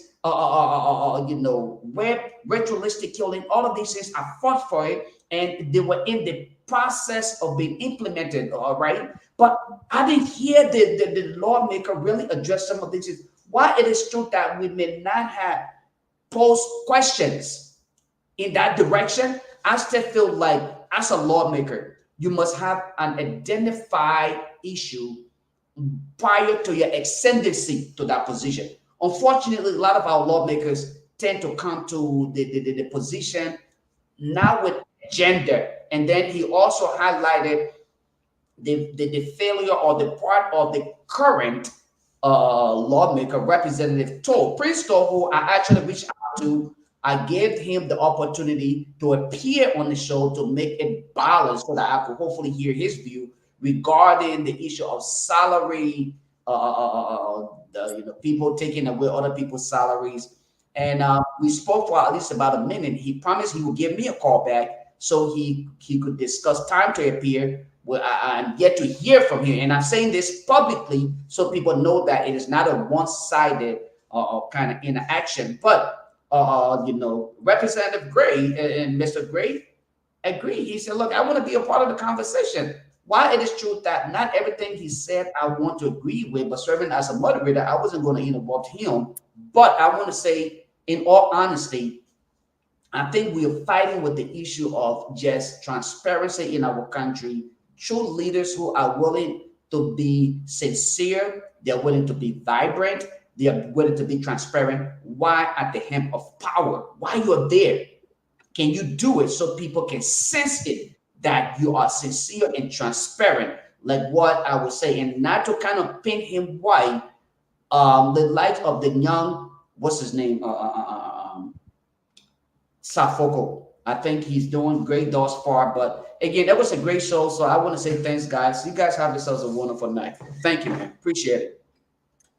So that's it. Finally, we conclude. We draw the curtain down on to the presentation of the closing argument. One who has ear must hear a hint or was quite sufficient. So on that note, we say bye-bye for now. And many thanks to the team that Hot FM 107.9 for reading this program. That's the band Zizi Bala and Alex, and the team there at Truth FM 96.9 in Nema County, Sacramento, for also reading this program, and all other affiliate radio stations for carrying the program. For on behalf of the team, my name is Heron Jala. I say bye-bye from my end. So just before I go, Lo-Fi, can you please hint me off the name again, please? Just very quickly, so I was Mistress Clark. I forgot the full name, but I know the name is Clark. Mrs. Okay, okay, Mrs. Clark. Many thanks to you for your recent contribution. I do appreciate it. Thank you. Thank you so kindly. May God redouble you in all that you do. Thank you. Many thanks to you too, Lo-Fi. Thank you.